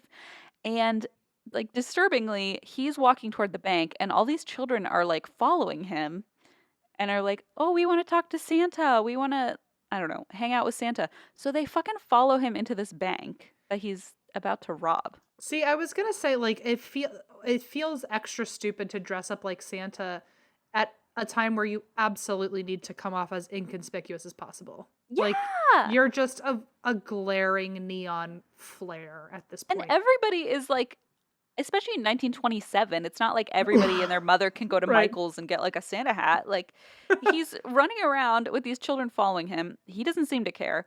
He's playing along. He walks down the street. He meets his three accomplices in an alley next to the bank. And they walk into the bank, and a bunch of children follow him in. So they're literally armed, walking to this bank to rob it, and a bunch of children follow him inside. He shows up, he walks up to the teller, and of course, they don't know that this is a robbery. So they say, "Hello, Santa." How stupid do you think they felt afterward when suddenly Are you the guns looking to deposit some Kris Kringle cash today? What are you doing? Like, Oh my god, it's like Cole's Cash, but just so much sadder. it's Kringle cash. It makes you feel jolly despite being robbed. How sad. How nice for you. At least there's a redeeming quality, I guess. Yeah, so they're like, "Hello, Santa," and he did not respond. So just then, Ratliff's accomplice, Robert Hill, enters the bank with a pistol and yells, "Hands up." Then the second accomplice, Henry Helms, also enters brandishing a gun. And then the third man, Davis, enters with a gun. And Ratliff goes to the behind the cashier's drawer, opens it, pulls out a pistol, and now he is also, and he sticks it in his Santa suit, and now he's also armed. So all four of them are now armed. And he orders the assistant cashier to open the safe, and he begins stuffing money and bonds into a sack that he had, sort of like a Santa sack, like hidden beneath his costume. Now the costume makes a little sense. It's a little, right, it's a little sensible now, I guess. And so the others are kind of covering the customers and like keeping everybody in place. And he's grabbing money from the tellers. He forces one to open the vault, and they empty the vault. And meanwhile, unseen by the four robbers, a bank patron and her 6-year-old daughter had entered the bank because they had seen Santa go in. And they said, "Oh, Santa's in there. Let's go see him." Oh, It's just terrible. It's just luring in all of these hostages. Seriously. And by the way, they take hostages. So spoiler alert. Yeah. And so this woman walks in with her 6-year-old daughter, and she's like, "Let's go see Santa." Well, she didn't know, obviously, there was a robbery in progress, so she immediately realized the danger, and she charged through the bookkeeping office with her daughter. Like, she walked in, saw what was happening, and just fucking booked it. Good. And, like, ran. And she reached for the door to the alley, threw her daughter out, and screamed, "Run." And the robbers... Whoa. I know, it's, like... really freaky. And the robbers kept saying they were going to shoot, but she didn't care. She just like kept going. Sure. So she threw her daughter out, screamed, "Run." And then as they were screaming, "We're going to shoot you," she also booked it out. She made it out the door and escaped herself. And she was the one who was able to run down the street to the police and say someone is robbing the bank. Wow. Because they obviously didn't have like the emergency panic buttons back then. Sure. Wow. Like, thank God for her fight or flight Seriously. Couldn't be me, but I'm so glad so glad someone else out there had the ability to do that. I would have walked in and been like, "Okay, we're in a robbery now. This is my life." I would have, and now I'm shutting down. Now I sit here and wait for my And fate. now I get robbed. Yeah. I would literally be like, "Can I just throw my wallet at you and just just get out of here?" Because I'm a hostage. It's fine. I've been waiting for this moment. Yeah. So she runs to the police. She tells basically the whole town that they're being robbed and the chief of police, so they're able to come respond to the incident. So the chief of police and the rest of the force show up, and nobody knows who shot the first bullet, but all we know is that a shootout ensued, and more than 100 shots were fired at the time. Whoa. And then, and later they said more than 200 bullet holes were found in the bank itself. So, like, really fucking wild, even for Texas. Like, right. Extreme shootout. Is that bank still standing? So the bank has been it's like restored, moved to a different building, but they still have like a memorial to it up, and they still like it's. Gotcha. I hate to say celebrate it, but they still like it's part of their local legend and lore. Sure. But I don't know if the original building is. I don't know if the original. I just know a lot of big shootouts like that. They love keeping a piece of the wall with the bullet holes. You can see the wall. Yeah, see the bullet. Yeah. Yeah. Which with 200 of them, you'd think one can stay. Yeah. One can stay. Yeah. So I'm not sure, but I do know the bank's in a different building now. But they still definitely use it as part of their like local history. So there's like this massive shootout with hundreds of shots fired. Ratliff, the guy dressed as Santa, killed 2 men, including 1 police officer as well as the chief of police himself. And that guy died on Christmas Day, so 2 days later. So it was like, he's in trouble now. Yeah. Like, especially now. Right, yeah. He and his 3 accomplices then escape with 2 little girls as hostages. Wow, okay, holy shit, okay. Yeah. So I really thought like no one was gonna get hurt and nothing bad was like they'd take hostages but no one was getting hurt. Yeah, it seems like it would go that way, but it just gets darker than you expect. Yeah, so they take 2 girls, which that also proves that woman knew what the fuck she was doing, being like, I would rather throw you out a window into the alley than truly like get keep us in this building.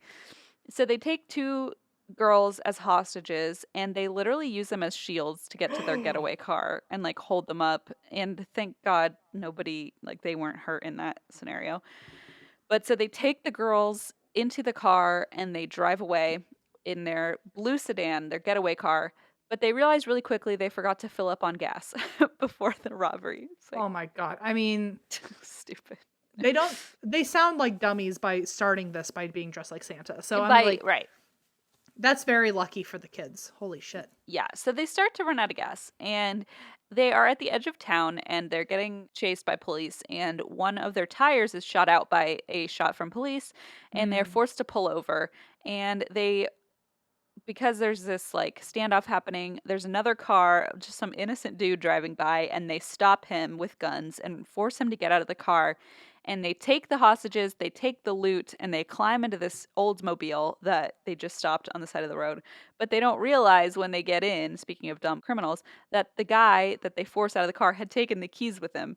So they get in this car, and then they're like, wait, we don't know how to start it. So somehow they manage to get back into their blue sedan with the girls, and they take the girls back to their car that's almost out of gas, and leave the Oldsmobile behind, and they leave one of their guys in there because he had passed out and he was unconscious because he had gotten injured during the shootout. Okay. So they just like leave him behind in this Oldsmobile, but they didn't realize they left all their loot there too. So they left all the money they stole in the car with Davis, the guy who got hurt. So got it.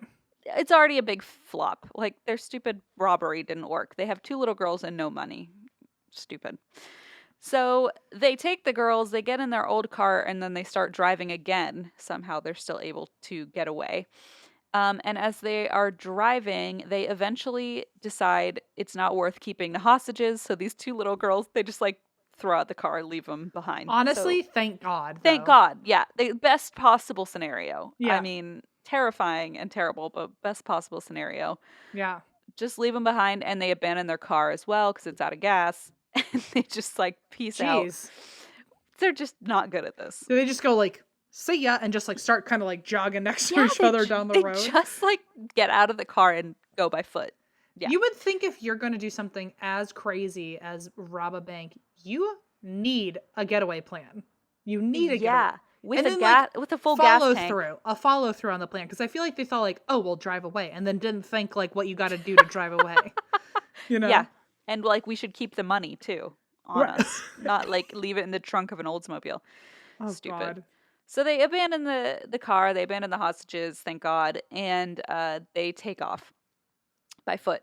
So the money is immediately returned back to the bank. So their plan failed already, but the trio had fled, so a manhunt ensued, and it ended up being the largest manhunt in Texas history. And now I have a picture that I'm going to text you. This is the picture that authorities released to the public. Christine, it's like when I was covering the Hershey shifter, and I was like, here are its tracks, its track prints, and it was a Rothy's shoe. A pair of Rothy's. They literally, and this is not like a joke, like they actually released this in all seriousness to the public. It's an illustration of a jolly Santa Claus.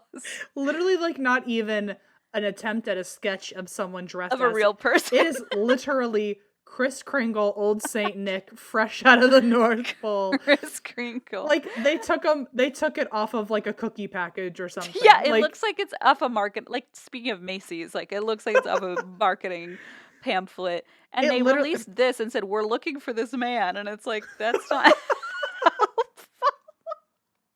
I'm sorry. If you were, I know Zandy has a newspaper's account. If he could ever get a copy of that real article, idea. That's like the only piece of true newspaper I would have printed and framed. Genius. Like, that's genius. I'm gonna ask him. That's a Christmas decoration right there. Because then people will be like, "Who is this man? Like, what do you need that for?" And you can be like, "It's literally he's a criminal. It's literally a mugshot. He has hostages. Yeah, it's a mugshot." Yeah, so that's the literal funniest picture. I think that's the funniest picture you've ever sent me. It's so absurd. It's so absurd. It's just keep going. I can't take it. It's so funny. So, and it's also like old timey. Like, it's clearly like from the 1920s, like just an old Kris Kringle illustration. So it's like the exact picture of Santa that would be on a stationery from your grandma. Yes, or like a cookie tin from 1925. Yeah, so they released that and they were like, "We are looking for this man." And so the like largest manhunt in Texas history ensued, looking for this Kris Kringle character. Looking for literally Santa Claus. For literal bad Santa, like which is so wild because like clearly once there's a manhunt and they're looking for this guy. Now, again, the costume is making more sense because once you take it off, like, no one knows who you look like. Fair. Because now you are just the generic Kris Kringle, bad Santa. Yeah. Now they're just looking for literal Santa Claus because there's no defining. And, like, obviously you don't still look like that. People who still don't know, it's literally a picture of a real Santa. Like, it's someone at the time had Google image like Santa Claus and used that as their. So like there was no like looking at this picture isn't going to help you figure out what at least the face of the person looked like. Clearly this picture of Santa Claus is like an old man, and the guy who robbed the bank was 30 years old. So like it's not even the same. And he probably didn't have white eyebrows or rosacea, but like. Rosacea, yeah. But they kept it in. They thought it would work. So weird. It's so weird. Oh my god. Yeah. So this giant manhunt ensues. Largest manhunt in Texas history. They're asking the public to help identify the criminal, who is Kris Kringle. And meanwhile, the local children in town are like fully traumatized for obvious reasons. Apparently on Christmas Eve, a man dressed as Santa entered a local church as like part of like a Christmas thing, and a little boy burst into tears and yelled, "Santa Claus, why did you rob that bank?" Okay, I thought it was about to get much darker where that kid was actually one of the hostages. That would have been... Okay, it actually turned out to be such a funnier, cuter version of how that could have gone, where I thought, like, all of a sudden that kid had PTSD from seeing a Santa Claus. No. But yeah, can you imagine, like, just dressing up now as a Santa Claus, and you look exactly like that mugshot or that wanted sign, you know? I feel like that was a bad move on their part to, like, have a Santa Claus come in a day later, like, the next day. Yeah. Like, they probably should have, I don't know, rescheduled. Yeah, read the room. Read the church. Read the wanted sign, okay? He can't be here. The very obvious wanted sign. Yeah, so after a long manhunt, they eventually did catch Santa, and he had 6 gunshot wounds and was carrying 6 pistols. So despite the wounds and the fact that the men had not eaten in days, apparently they only had oranges, and that's basically all they had for 3 days. They all survived to face trial. Wait, all they ate were oranges? Yeah. Why? That's all they could, like, they were, like, hiding out, and that's all they managed to get their hands on. Did they literally put them in their dad's boots? Oh, wait, you're right. That's so spot on.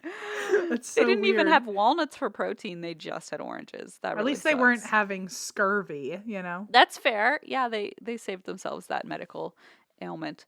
So one of the guys, Helms, who was the one who actually had shot the 2 police officers, was given the death penalty. He was executed by electric chair on September 6th, 1929 in Huntsville, Texas, and I have his last meal for you here.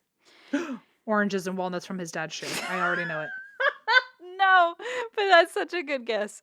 Nope, he is said to have had cabbage, also pretty German and lame. He's said to have had cabbage, sausage, tomatoes, coffee, and pie. What a gross last meal. I'm like, that actually sounds pretty good. No. That's his last meal. So that's pretty depressing. And Ratliff, the main guy dressed as Santa, was convicted of armed robbery and was also sentenced to 99 years in prison. And during the trial, 10-year-old Emma Mae Robinson, one of the hostages, testified. And she identified him as the man who had robbed the bank and kidnapped her. And that helped solidify his fate. So on the way to his cell, I kept this in, it's just weird. On the way to his cell, apparently he muttered, "That's no hill for a high stepper like me." I don't know what that means, but okay. I kept it because I thought it sounded old-timey. It sounds like something Santa Claus would say, like, to himself to... Yeah. A high stepper like me. An affirmation or something. Okay. Yes, an affirmation. Exactly. So months later, on March 30th, Ratliff was sentenced to execution for his role in the murders, although nobody could testify that they saw him fire a gun at the bank. So he appealed his case, and when that failed, he started behaving oddly in the hopes of an insanity plea. And his mother filed for a lunacy hearing because they tried to play the, like, insanity plea card. Sure. And at this point, locals were pissed because A, he was not being executed. He was only sentenced to 99 years in prison. And now they're hearing this insanity plea situation, and they're just like, he's not getting the justice he deserves. So while awaiting execution, Ratliff, he knows he's in trouble, so he feigns paralysis. And he somehow convinces his 2 jailers that he's fully paralyzed. And they start feeding and bathing him and have to take him to the toilet. And so he has tricked them into thinking he's paralyzed. And while they're, like, escorting him somewhere, he, like, runs, grabs a gun from one of the office desks. He shoots one of the jailers and kills him and begins violently brawling with the other jailer. Whoa. And probably the most disturbing part is that everybody around could see in. Like, there was a window where the jailer that he was fighting with, his daughter was outside this window and could literally watch this happening, but, like, it's a steel grate, so they couldn't do anything except, like, shout and watch it happen. So they're having this like hand-to-hand combat, and one of the jailers has already been killed. And so they start brawling, and he shot a few rounds but fortunately missed the jailer guy. And the whole town now is, like, helplessly watching through the bars of the jail. And eventually the jailer is able to pin Ratliff down and beat him into unconsciousness and then drag him back to his jail cell. Wow. So that could have been such wild. a worse story at the end. Especially if he had gotten out with the gun. Yeah, it could have been really bad. So a crowd of nearly 2,000, now they're, like, ultra pissed. 2,000 angry townsfolk, like, I'm picturing full-on pitchfork situation, gather outside the jail clamoring for Ratliff, and the jailer is refusing their demands, saying, like, I'm not going to drag this guy out to the public. But the jailer's overpowered by 15 to 20 men who rush into the jail, drag Ratliff out, tie his hands and feet, and carry him to a vacant lot behind the local Majestic Theater on Mulberry Street.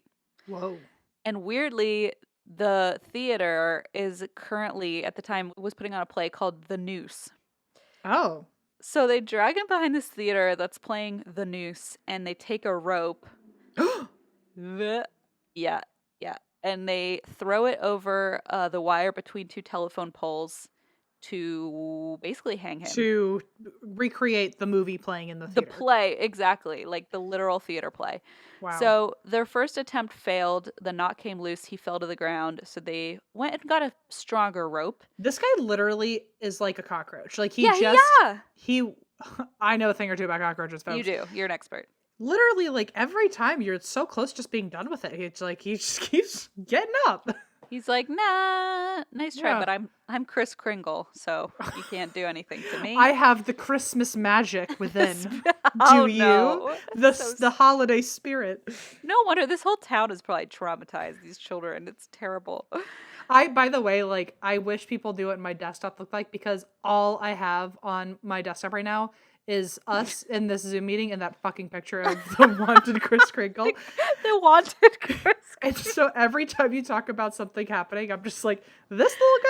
That's It's all literally Santa's mugshot. Like, it's just, there's nothing more to it. That's all that it is. I can't wait to post it on Instagram just so people know how stupid this picture is. How, like, worthless it was, Santa's mugshot, to finding the criminals. Like, let's put it this way. If I were a criminal and someone wanted to draw a mugshot as accurate as this, they could have just done a fucking smiley face on a stick body and called it a day. We're looking for this man. Oh my god. Okay, anyway, so they're still trying to hang a noose. Oh, yes. Yikes. So they're at the noose playing at the theater, and they throw a stronger rope to hang him, and this time they were successful. His last words were, "Forgive me, boys," before he was hoisted 15 feet in the air, and 20 minutes later he was pronounced dead. Wow. So, yikes. Big yikes. The First National Bank still stands in Cisco, although it's in a new building. So the bank itself features a painting of the robbery, which I find very interesting. I feel like, okay, I guess celebrate it inside or the bank. Maybe commemorate it. Yeah, yeah. It's just weird, like, you go to, like, take money out of the ATM and you look up and there's, like, a Santa with a gun on the wall. Like, it just seems like an odd painting. And also, I'm sure this was before today's world, but I have insane crowd anxiety, specifically because I'm always worried that I'm going to unfortunately be one of the people in an active shooting. Be in one of those scenarios. Yeah. And banks, historically, you're more likely to see a shooting there than other places. Yeah. Although I'm sure there's not anymore changes these days. But throughout time, people have like, oh yeah, there's a shooting at the bank. And so the last thing I want to do as someone with crowd anxiety, I don't want to look at a mural of an exact thing I'm afraid of that's already happening. Exactly. There. You're like pulling out money at the whatever, minding your own business, and there's like 4 people with guns on the wall. Like, it just seems like not the thing you want to see. I don't know what the painting looks like. Maybe it's much more delicate. Maybe it's just Santa and a stick figure holding hands. Maybe it's I was gonna say maybe it's a fucking mugshot. It could very well just be stick figures. I think that might be whoever drew that mugshot might have drawn the mural on the wall. Didn't get the assignment. Like, was like, oh, okay, I'll draw it, and they're like, that's not what happened, sir. That's not what we asked for. I need you to get it together, Kristen. I'm sorry. I can't. It's too late. So they apparently still have a big painting of it on the wall, and they also have a collection of newspaper clippings, which now I would like to find on the newspapers.com account, like you suggested, and pictures of the people involved. And then I also think it's probably because the 2 girls, the hostages, were not harmed, that maybe it was less of just a traumatic thing. Like, it's still terrible, obviously, but people were still murdered. Yeah. But yes, thank God 2 of the victims were not little children. Yes, 100%. I don't know how to make that sound better than what I said, but no, but it's true. Like, I mean, it obviously would have been way worse if 2 children were killed as part of it, and thankfully they were, obviously probably went through a lifetime of dealing with the aftermath of that, but at least survived it. We're not killed.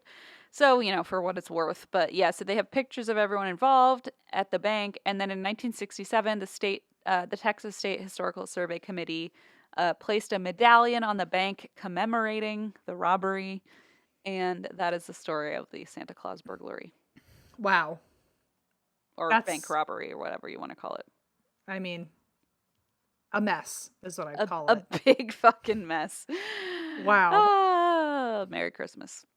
Merry Christmas, Christine. I feel Merry Christine mess. I used to always write when we would like make Christmas cards. I probably talked about this before. We'd make Christmas cards for like the nursing home and art class in elementary school or whatever, or like the hospital.